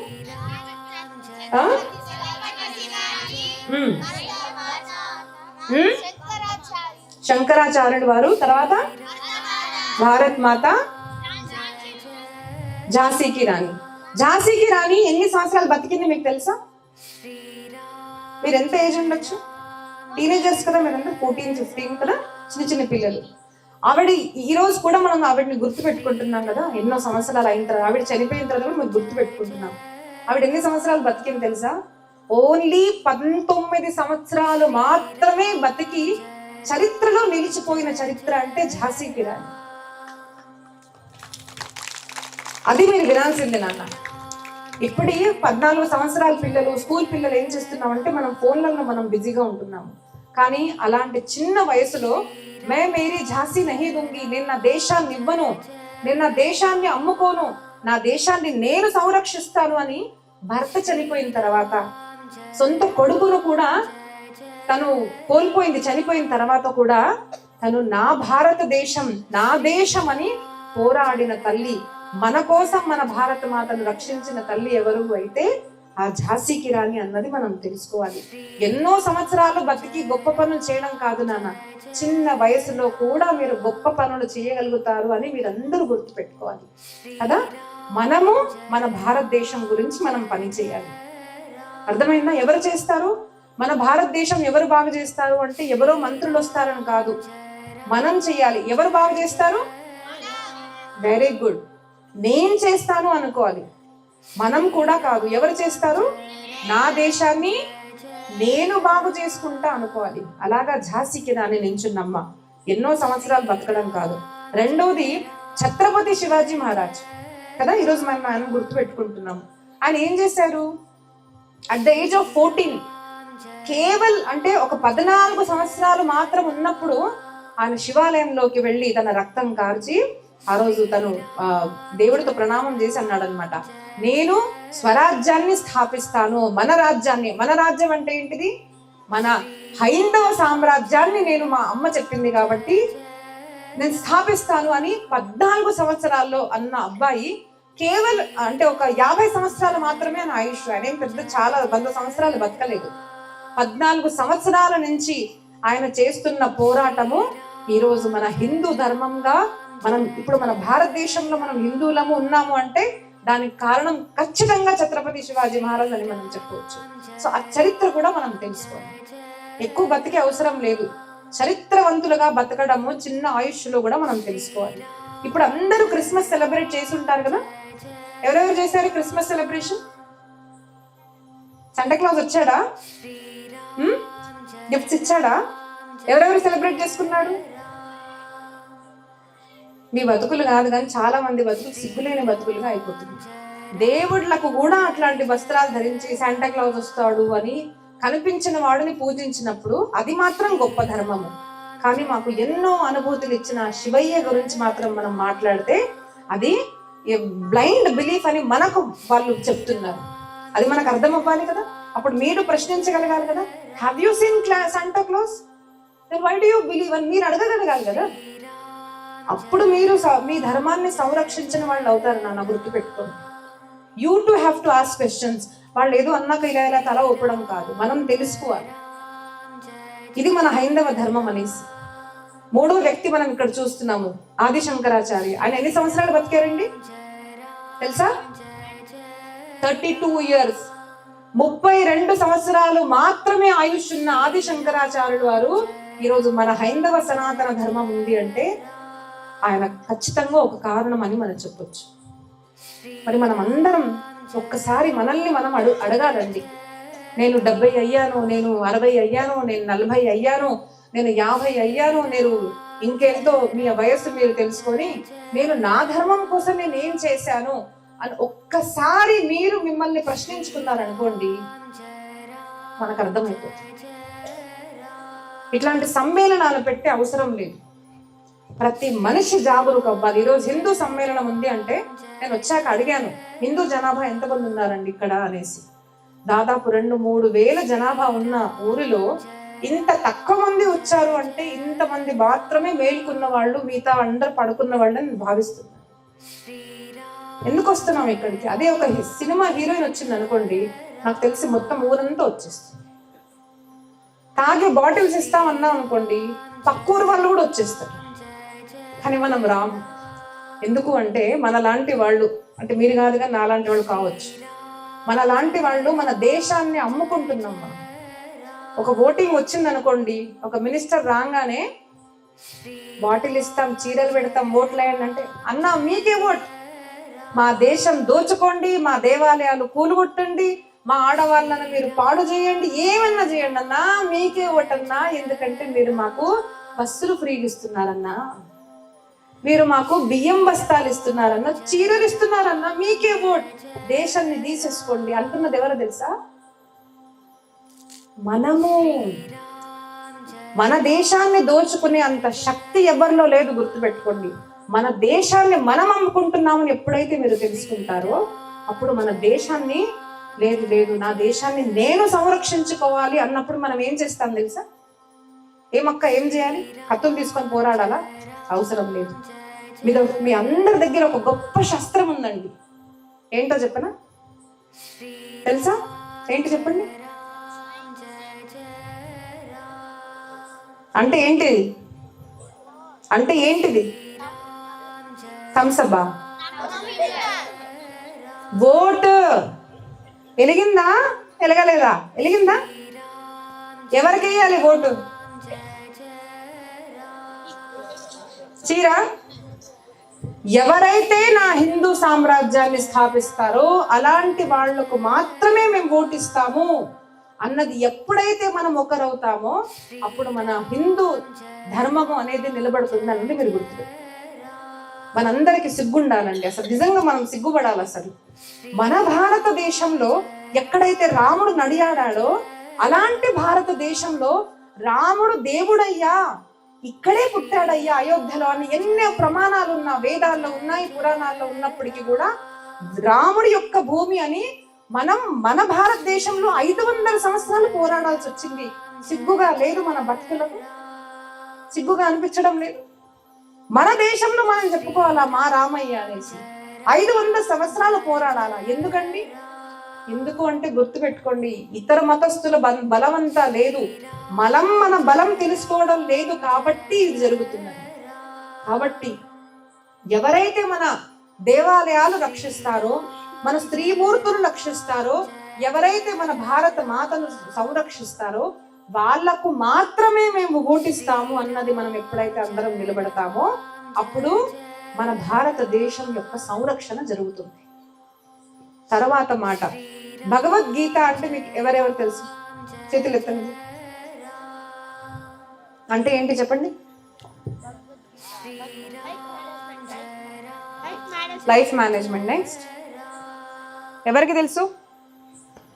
నేను ఇందాక వచ్చానండి, రాగానే ఒక పాపను అడిగాను, నాన్న భగవద్గీత అంటే ఏంటిది? తెలియదని చెప్పింది. మీ ఊర్లో మీ పిల్లలకి భగవద్గీత అంటే తెలీదు. అప్పుడు మీరు ఒకసారి మిమ్మల్ని అడగాలి, మీరు అసలు నేను హిందూనేనా, నా పిల్లలకి నేను భగవద్గీత అంటే ఏంటి చెప్పలేకపోతున్నాను అన్నది. దేవాలయాలకు వచ్చి బొట్టు పెట్టుకోవడం చెప్పారు కదా నాన్నగారు, వచ్చి బొట్టు పెట్టుకోవడం అన్నది కాదండి. మన దేవుడు ఎవరు అన్నది మనం తెలుసుకోవాలి అంటే మన సనాతన ధర్మ గ్రంథాల్లో చాలా ప్రాముఖ్యమైన ఒక గ్రంథము, చాలా చిన్న గ్రంథము అన్నది భగవద్గీత. అది కూడా మనకు తెలియదు, మన పిల్లలకు తెలియదు అంటే ఇంకా మనము ఇలాగే ఉండాలి. మన ముఖం మనం దాచుకోవాల్సింది, హిందువులని చెప్పుకోవడానికి రాదు. భాయామృత భారత, భారతదేశంలో పుట్టాము, ఇక్కడ ఆధార్ కార్డు ఉంది కాబట్టి భారతీయులు కారు, గుర్తుపెట్టుకోండి. భారతీయ ఆర్య సనాతన సంస్కృతి తెలిసుండాలి, దాని పట్ల మనకు గౌరవం ఉంటేనే మన భారతీయులంగా మారుతాము.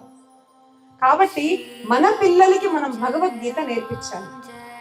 మీ ఊర్లో వీళ్ళందరూ ఉన్నారు కదండి, వీళ్ళందరూ కూడా మీకు మణులుగా లభించాలి ఖచ్చితంగా. ఎందుకంటే నేను ఇందాక కూర్చున్నాక నారాయణ స్వామి వారు భార్య అక్కడ కూర్చుంటే 2-3 తల్లులు వచ్చి ఆవిడకి నమస్కారం పెట్టారు. నాకు దాంతో అర్థమైపోయింది, వీళ్ళు ఖచ్చితంగా ఏదో చైతన్యం ఊర్లో తీసుకొస్తున్నారు, అంటే ఏదో మంచి కార్యం చేస్తున్నారు. ఇంకో అబ్బాయి గురించి చెప్పారు నాకు, హరికృష్ణ ఇస్కాన్ లో ఉన్నారమ్మా, మొదట ఒకలాగా ఉండేవాడు, ఇప్పుడైతే వాల్మీకి లాగా జీవితం మారిపోయింది అనేది. గుర్తుపెట్టుకోండి, మనం అందరిలో కూడా ఎన్నో తప్పులు ఉంటాయి.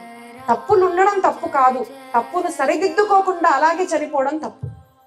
ఎన్ని తప్పులున్నా కూడా తప్పులు తెలుసుకొని ఒక జీవితాన్ని మార్చిన వారే రామాయణం రాసిన వాల్మీకిగా మీ ఊర్లో ఉన్న ఈ ప్రభుజీకి మనం అందరం కూడా ఖచ్చితంగా సహకరించాలి. నేను ఊరికి వచ్చాక అడిగానండి, ఇక్కడ అసలు ఏం పని జరుగుతుంది హైందవ సంస్కృతికి అంటే పేరు తీసుకున్నారు. మీరందరూ ఏం చేయాలి, అప్పుడప్పుడు కార్యక్రమాలని పిలిచి వీళ్ళని పిలవడం కాదు. మీరేమో అనుకుంటున్నారేమో, వాళ్ళు ఏదో 100-200 ఇచ్చారు అక్క మాట్లాడమన్నారు. నేను ఇప్పుడు వాళ్ళతో మాట్లాడలేదు అసలు, కానీ తెలుసుకున్నాను ప్రజల్లోకి వెళ్ళి. ఆ చైతన్యం ఖచ్చితంగా వీళ్ళు తీసుకొచ్చారు. మరి ఏం చేయాలి అంటే వీళ్ళ దగ్గరికి వెళ్ళి చెప్పాలి, బాబు మీరు కూడా మా ఊరికి వస్తుండండి, మాకు భగవద్గీత నేర్పించండి. మీరు భగవద్గీత నేర్చుకోవాలి అంటే వీరు ఉన్నారు ఆన్లైన్లో. ఇప్పుడు గీతా పరివార్ మీకు చెప్పారు కదండి, గీతా పరివార్ అన్న సంస్థ 180 దేశాల్లో 14 భాషల్లో భగవద్గీత ఇంట్లో ఉండి మీరు నేర్చుకోవచ్చు, మీ పిల్లలకి నేర్పించవచ్చు. ఇప్పుడు ఒక రోజు పొద్దున మాకు సమయం కుదిరిందండి, మరుసటి రోజు కుదరలేదు అంటే మరుసటి రోజు సాయంత్రం కుదిరితే సాయంత్రం నేర్పిస్తారు.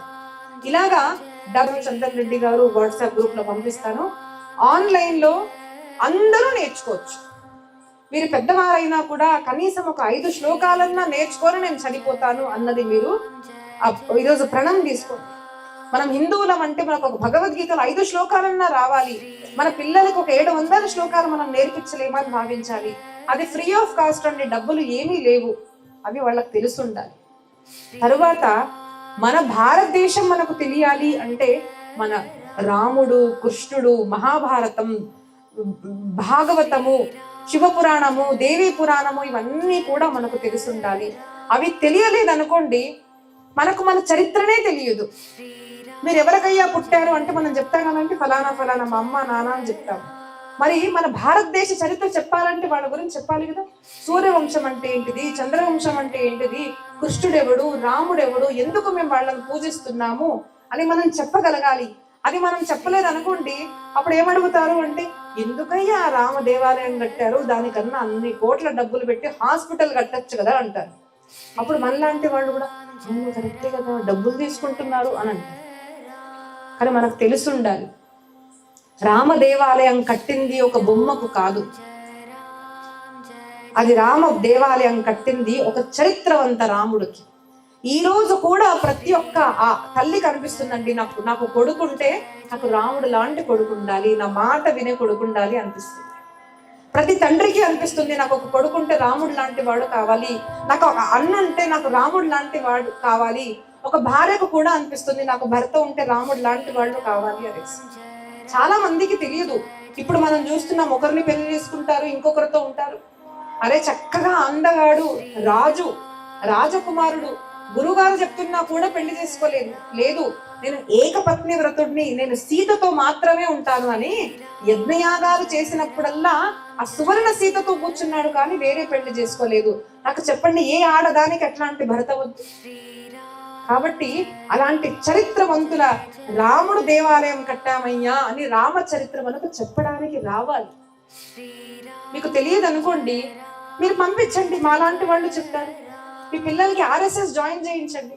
ప్రతి ఒక్క పిల్లవాడు, నేను చెప్తున్నానండి, RSS అని చెప్పారు కదా, భారతదేశంలో జరిగిన ఎన్నో పనులు ఇప్పుడు జరిగాయి, మనం చూస్తున్నాం. హైందవ సనాతన ధర్మం, దానికి ఖచ్చితంగా నేను బీజేపీ పార్టీ మెంబర్ అనుకోకండి, కానీ మోదీ గారికి ఖచ్చితంగా నేను ఫ్యాన్నే. ఎందుకంటే ఈ సనాతన హైందవ ధర్మానికి చేసిన కార్యం ఆయన లాగా ఎవ్వరూ చేయలేదు. ఆ వేరే విషయం నాకు తెలియదు, కానీ ఖచ్చితంగా చేశారు. మరి ఆయన అంత కార్యం చేసిన తర్వాత మనం కూడా ఏదో సహకరించాలి కదా, ఏదో చేయాలి కదా. అంటే ఆర్ఎస్ఎస్ ఎలాగా సహకరిస్తుందో అలా నేను సహకరించాలి, నా పిల్లలు సహకరించాలి. అంటే మీ అందరి పిల్లల్ని కూడా ఆర్ఎస్ఎస్ లో జాయిన్ చేయండి. సంస్కారవంతులుగా మారిన పిల్లలు ఏం చేస్తారు, మన చందన్ రెడ్డి లాగా అవుతారు.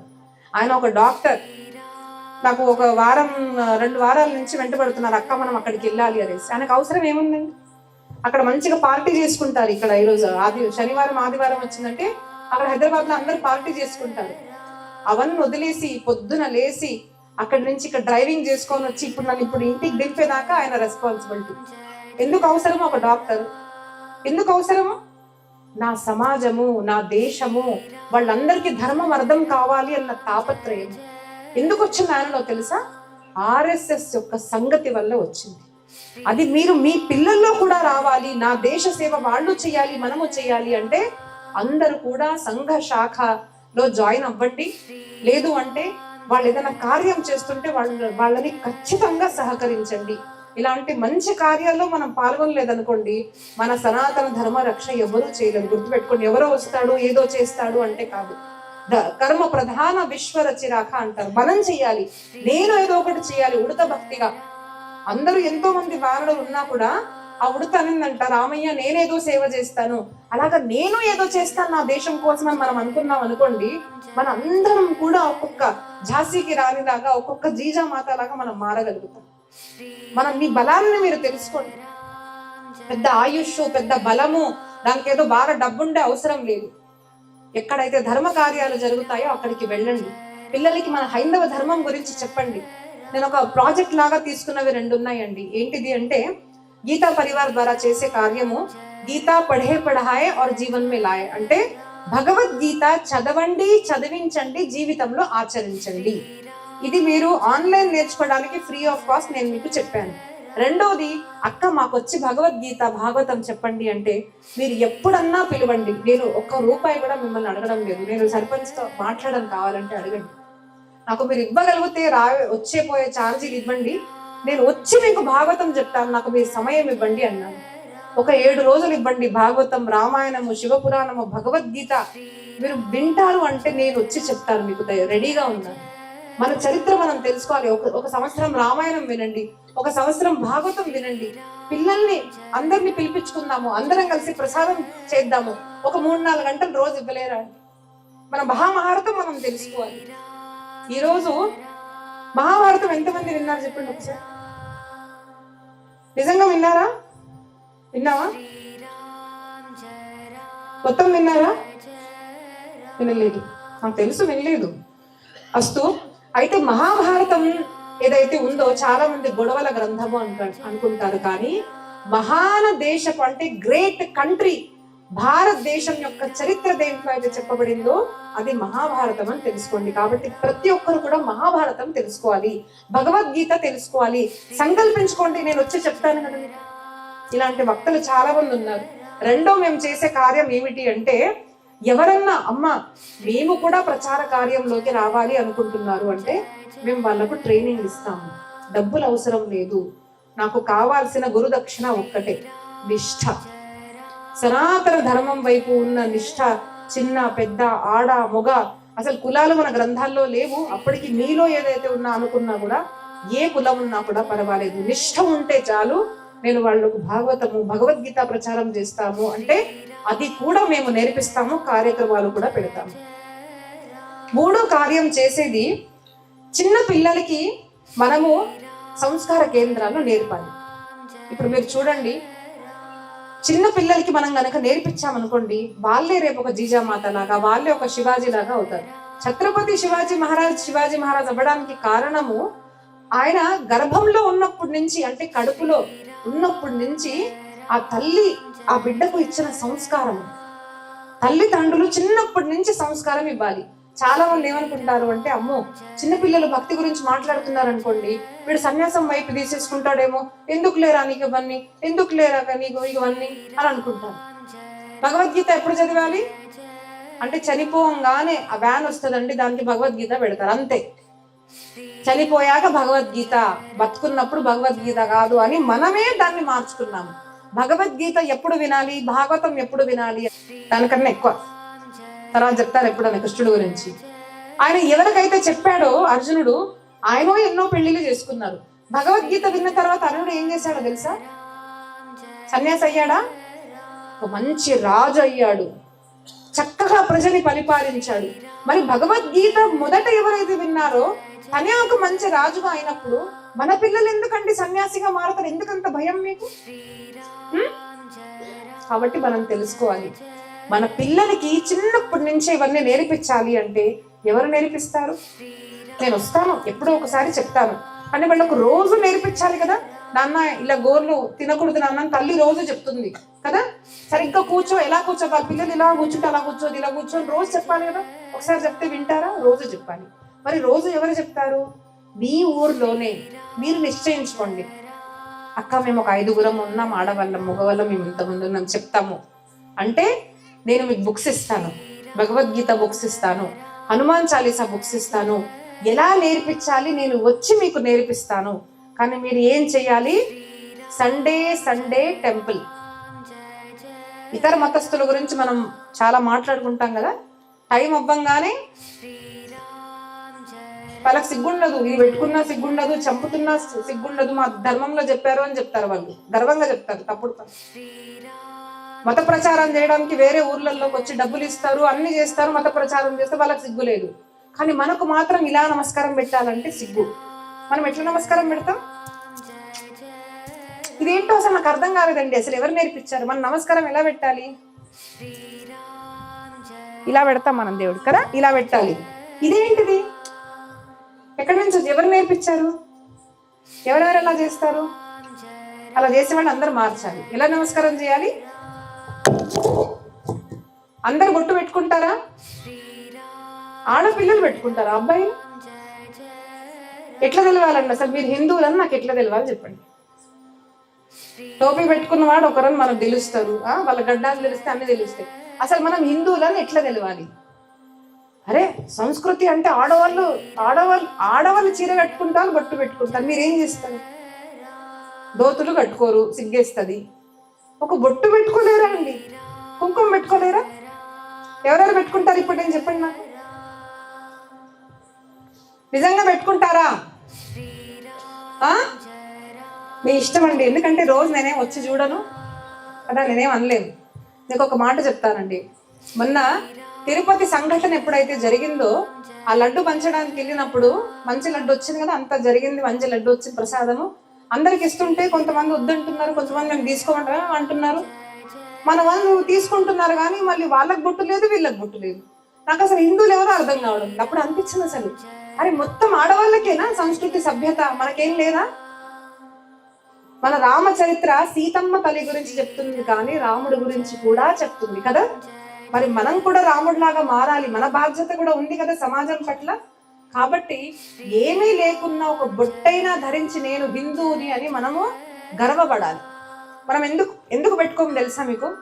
మనం ఎందుకు పెట్టుకోమో తెలుసా? నిజంగా చెప్తున్నా, సినిమాలు కారణం. ఎందుకంటే సినిమాల ద్వారా కూడా మన బుద్ధి భ్రష్ట చేస్తున్నారు. ఏంటిది అంటే, ఒక విలన్ ఉంటాడు, ఎవరైతే చంపుతాడో హీరోని, వాడు బొట్టు పెట్టుకొని అమ్మవారు పూజ చేసుకుంటూ హనుమంతుడు పూజ చేసుకొని తర్వాత చంపడం చూపిస్తున్నారు. అంటే మన బుద్ధిలో ఏం పెడుతున్నారు అంటే, బొట్టు పెట్టుకున్నవాడు, ధోతి పెట్టుకున్నవాడు రేప్ చేస్తాడు, చంపేస్తాడు అని చూపించేసరికి మనం కూడా బొట్టు పెట్టుకుంటే మనం రౌడీలేగా మనం భావిస్తున్నాం మనల్ని. కానీ మనం ఛత్రపతి శివాజీ మహారాజ్ని గుర్తుపెట్టుకోవాలి. కాబట్టి గుర్తుపెట్టుకోండి, మన హిందూ సంరక్షణ ఇంకెవరో చెయ్యరు, మనమే చెయ్యాలి. ఇవన్నీ మనం మార్పులు చేస్తేనే మన సనాతన ధర్మ రక్షణ అనేది జరుగుతుంది. మన సనాతన ధర్మ రక్ష ఎవరు చేయాలి? ఎవరు? నేను. ఎవరు చేయాలి? ఎవరు చేస్తారు? ఎవరు చేస్తారు? నేను చేస్తాను అని ఎప్పుడైతే ఒక్కొక్కరు లేస్తారో, నాకు తెలుసు ఖచ్చితంగా ప్రతి ఒక్క శివాజీ మీలో ఉన్నవాడు లేస్తాడు. ఈ మాతృమూర్తుల్లో కూడా ఝాన్సీకి రాణి ఉన్నది, ఖచ్చితంగా లేచిందని నేను భావిస్తున్నాను.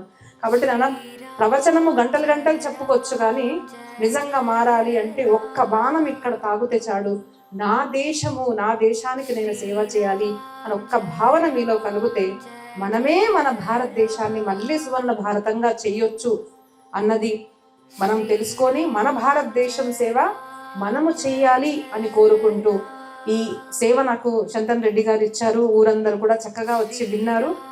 పెద్దలందరికీ కూడా నమస్కారము. నేను ఏదన్నా తప్పుగా మాట్లాడి ఉంటే క్షమించండి.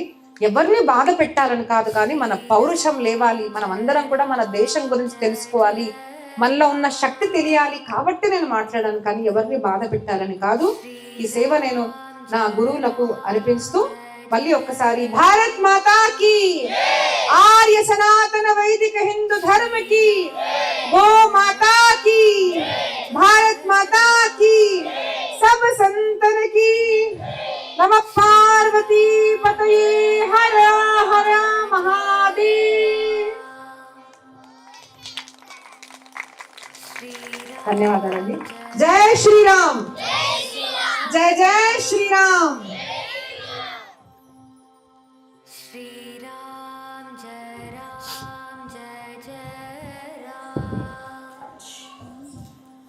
శిల్పాదేవి గారు దీది అంటే ఏం లేదమ్మా, అక్క. మరి శిల్ప అక్క గారు మనందరికీ కూడా మన యొక్క హిందూ అయినటువంటి వారి యొక్క విధి విధానాలు ఏంటి, జీవన విధానాలు ఏంటి, ఎలా జీవించాలి అనేటటువంటిది ఎంతో చక్కగా వివరించారు. మరి మీ అందరికీ తెలుసు, శిల్పా గారు చెప్పినటువంటి విషయాల్ని మనం ఒక్కసారి ఆత్మావలోకనం చేసుకుందాం. మనల్ని మనం ప్రశ్నించుకుందాం, నిజంగా ఆమె చెప్పిన దాంట్లో ఎంతవరకు కరెక్ట్. ఎవరికి వాళ్ళు ప్రశ్నించుకోండి. మీరు నెలలో ఎన్నిసార్లు దేవాలయానికి వెళ్ళారు? కొంతమంది ఉంటారు బహుశా వారానికి రోజు పోయేవారు. నెలకి ఒక్కసారి పోనటువంటి హిందువులు ఎంతో మంది ఉన్నారు మన దగ్గర. మరి ఇతర మతస్థులు వారం కాదు, వాళ్ళు రోజు పోయి రోజుకి 5 సార్లు పోయి చేస్తున్నారే. మనల్ని మనం పరిశీలించుకోలేమా? మనల్ని మనం ప్రశ్నించుకోలేమా? మన భగవంతుని సేవించుకోలేమా? మేడం గారు చెప్పారు, రామాయణము, భారతము, భాగవతము మన అత్యద్భుతమైనటువంటి గ్రంథాలు. రామాయణం ఏం నేర్పిస్తుందండి? ఒక మనిషి తన భార్యని, తన తల్లిని, తన తండ్రిని, అందరిని ఎలా గౌరవించాలి, మనిషి అనేవాడు అసలు నిజంగా ఎలా బతకాలి, ఎలా జీవించాలి అనేటటువంటిది తెలిపేటటువంటిది రామాయణం. ఒక స్త్రీకి అన్యాయం జరిగితే ఆ యొక్క దుష్టుడిని సంహరించగలం అనేటటువంటి తెలిపేది రామాయణం. అలాంటి రామాయణం మన పిల్లలకు నేర్పిస్తున్నామా? అసలు వాళ్ళు ఏం నేర్చుకుని మనం నేర్పటం లేదు. మనం నేర్పితే పిల్లలు నేర్చుకుంటారు. భాగవతం ఏం నేర్పుతుంది? భారతం ఏమి నేర్పుతుంది? భారతం మరి అన్నదమ్ముల కలహాల వల్ల ఎంత నష్టం జరిగింది. భారతం చివరిలో 18 రోజుల యుద్ధం తర్వాత చివరికి ఎవరు ఏమీ లేదు, అందరూ చనిపోయారు. ఎందుకు? కేవలం అన్నదమ్ముల్లో ఉన్నటువంటి అనైక్యత వల్ల. మరి అది మనం తెలుసుకున్నామా? మన పిల్లలకు నేర్పుతున్నామా? మరి భాగవతం అత్యద్భుతమైనటువంటి శ్రీకృష్ణుడు స్వయంగా అర్జునుడికి చేసినటువంటి ఉపదేశం. బహుశా ఆ భగవద్గీతలో లేనటువంటి జవాబు లేదండి. మీకు మనసులో ఏ ప్రశ్న అయినా చూడండి, ఆ ప్రశ్నకి జవాబు భగవద్గీతలో ఉంటుంది. మరి అలాంటి భగవద్గీతను మన పిల్లలకు నేర్పుతున్నామా? మనం చదువుతున్నామా? లేదు.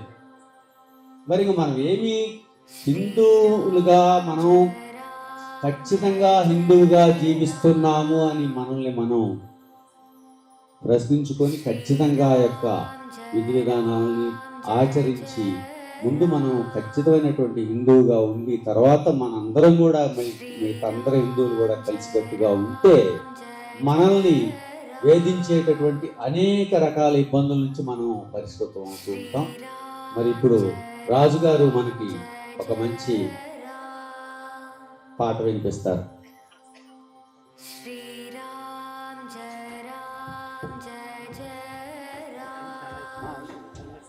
మనమంతా హిందువులం, మనమంతా హిందూ బంధువులు. గీత్ పాడతాను. మనమంతా హిందువులం బంధువులై మెలుగుదాం, ప్రతి పల్లెల సమన్వయం సద్భావం చాటుదాం. మనమంతా హిందువులం బంధువులై మెలుగుదాం, ప్రతి పల్లెల సమన్వయం సద్భావం చాటుదాం. మానవునిల మాధవుని దర్శించినది దేశం, సమాజ రూపీ ఈశ్వరుణ్ణి సేవించినది ధర్మం. మానవునిలో మాధవుణ్ణి దర్శించినది దేశం, సమాజ రూపీ ఈశ్వరుణ్ణి సేవించినది ధర్మం. ఆలయాన వెలసిన దేవుని పద సన్నిధిలో, ఆలయాన వెలసిన దేవుని పద సన్నిధిలో అంతరాలు మరచి మనం అర్చన కొనసాగిద్దాం. అంతరాలు మరచి మనం అర్చన కొనసాగిద్దాం. మనమంతా హిందువులం బంధువులై వెలుగుదాం, ప్రతి పల్లెల సమన్వయం సద్భావం చాటుదాం. నింగి నిప్పు నేల గాలి జలం దైవ ప్రసాదం, అందరికది అందినప్పుడు జనజీవన వికాసం. నింగి నిప్పు నేల గాలి జలం దైవ ప్రసాదం, అందరికది అందినప్పుడు జనజీవన వికాసం. జలవనరుల వాడుకలో కులమెందుకు ప్రమేయం, జలవనరుల వాడుకలో కులమెందుకు ప్రమేయం. ప్రకృతి తల్లి ఒడిలోన మనమంతా సమానం, ప్రకృతి తల్లి ఒడిలోన మనమంతా సమానం. మనమంతా హిందువులం బంధువులై మెలుగుదాం, ప్రతి పల్లెల సమన్వయం సద్భావం చాటుదాం. పునరపి జననం మరణం విధి విధాత నిర్ణయం, పునరపి జననం మరణం, పునరపి జననం మరణం విధి విధాత నిర్ణయం. శివుని రుద్ర భూమిలోన అందరికీ అవకాశం, శివుని రుద్ర భూమిలోన అందరికీ అవకాశం. అందరి ఆఖరి గమనం అంత్యక్రియ, అందరి ఆఖరి గమనం అంత్యక్రియ సంస్కారం.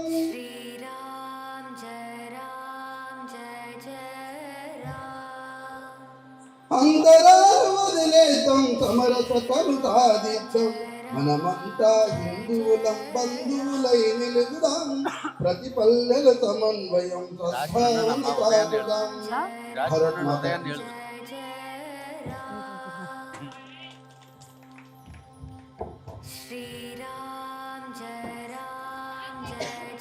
మరి ఇప్పుడు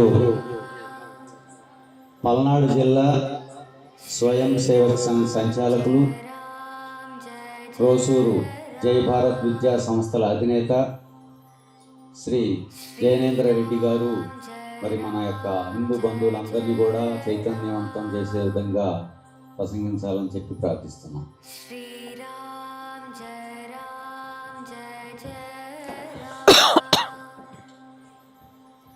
జన్మభూమిపైన మాతృభూమిపైన మమకారంతో తుమ్మల చెరువు గ్రామ వాస్తవ్యులు డాక్టర్ శంకర్ రెడ్డి గారు హైదరాబాద్ నుండి తన జన్మభూమికి ఈరోజు విచ్చేసి ఇంత గొప్ప కార్యక్రమంలో పాల్గొంటున్నారు. వారికి అదేవిధంగా అనేక చోట్ల తమ ఆధ్యాత్మిక బోధనలతో సమాజాన్ని చైతన్యపరుస్తూ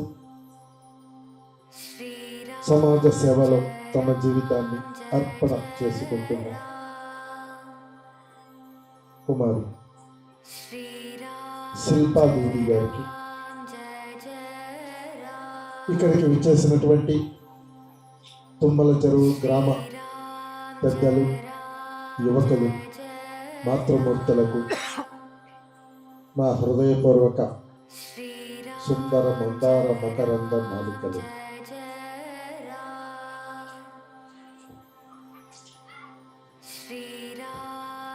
చాలా సమయం మించిపోయింది. అతి క్లుప్తంగా నేను ఇక్కడికి వచ్చినటువంటి హిందూ సమ్మేళనం ఎందుకు చేయాల్సి వచ్చింది, ఆర్ఎస్ఎస్ ఎందుకు ఈ కార్యక్రమంలో నిమగ్నమైంది అనే విషయాలు క్లుప్తంగా మేము ముందుంచుతాను. ఇంకా ప్రజల్లో ఓపిక లేదు, చాలామంది వెళ్ళిపోయారు. ఒక 20 నిమిషాలు 30 నిమిషాల్లో ముగించేస్తాను.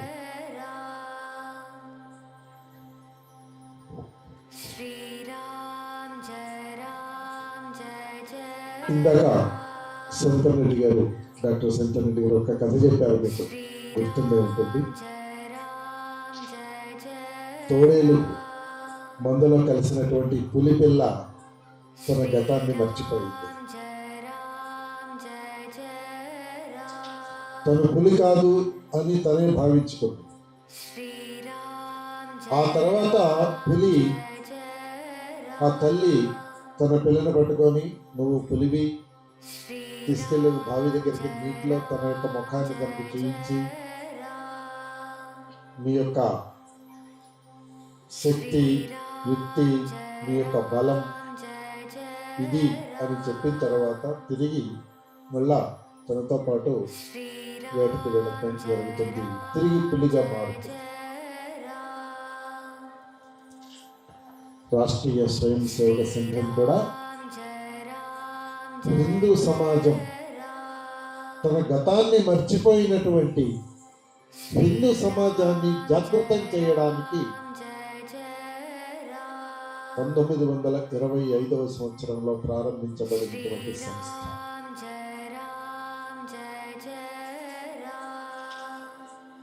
ఇందాక ఇక్కడ అడిగారు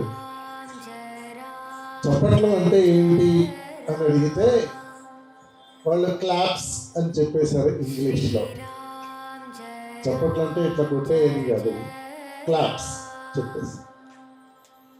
ఇలాగే నేను ఒక పాఠశాలకు వెళ్ళి ఒక విద్యార్థిని అడిగాను, మన దేశం పేరేమిటి? భారత్, భారతదేశం మన దేశం పేరు చెప్పారు. ఇంగ్లీష్లో మన భారత్ని ఏమంటాం తెలుసుగా మీ అందరికీ? ఏమంటాము? ఇండియా అహే చెప్పేసింది చిన్న పాపకు కూడా ఇంగ్లీష్లో ఇండియా, తెలుగులో భారత్ అని అంటారు. కానీ అంటే మన దేశం పేరు చెప్పు. అమెరికా ఇంగ్లీష్లో ఏమంటాం? ఏమా అమెరికా అంటాం. తెలుగులో ఏమంటాము? అమెరికాని అమెరికానే అంటాం. చైనాని తెలుగులో ఏమంటాం? చైనా, ఇంగ్లీష్లో చైనా. జపాన్ తెలుగులో జపాన్, ఇంగ్లీష్లో జపాన్. మరి మన దేశానికి ఎందుకని తెలుగులో ఒక పేరు, ఇంగ్లీష్లో ఒక పేరు మారిపోయింది? ఎవరు పెట్టారు ఈ పేరు అంటే బ్రిటిష్ వాళ్ళు వచ్చి పెట్టారు. ఈ విషయం చెప్తారు. అంతకుముందు ఇండియా అనే పేరు లేదు. ఎందుకు పెట్టారు అంటే మన గతాన్ని మర్చిపోవడానికి పెట్టారు.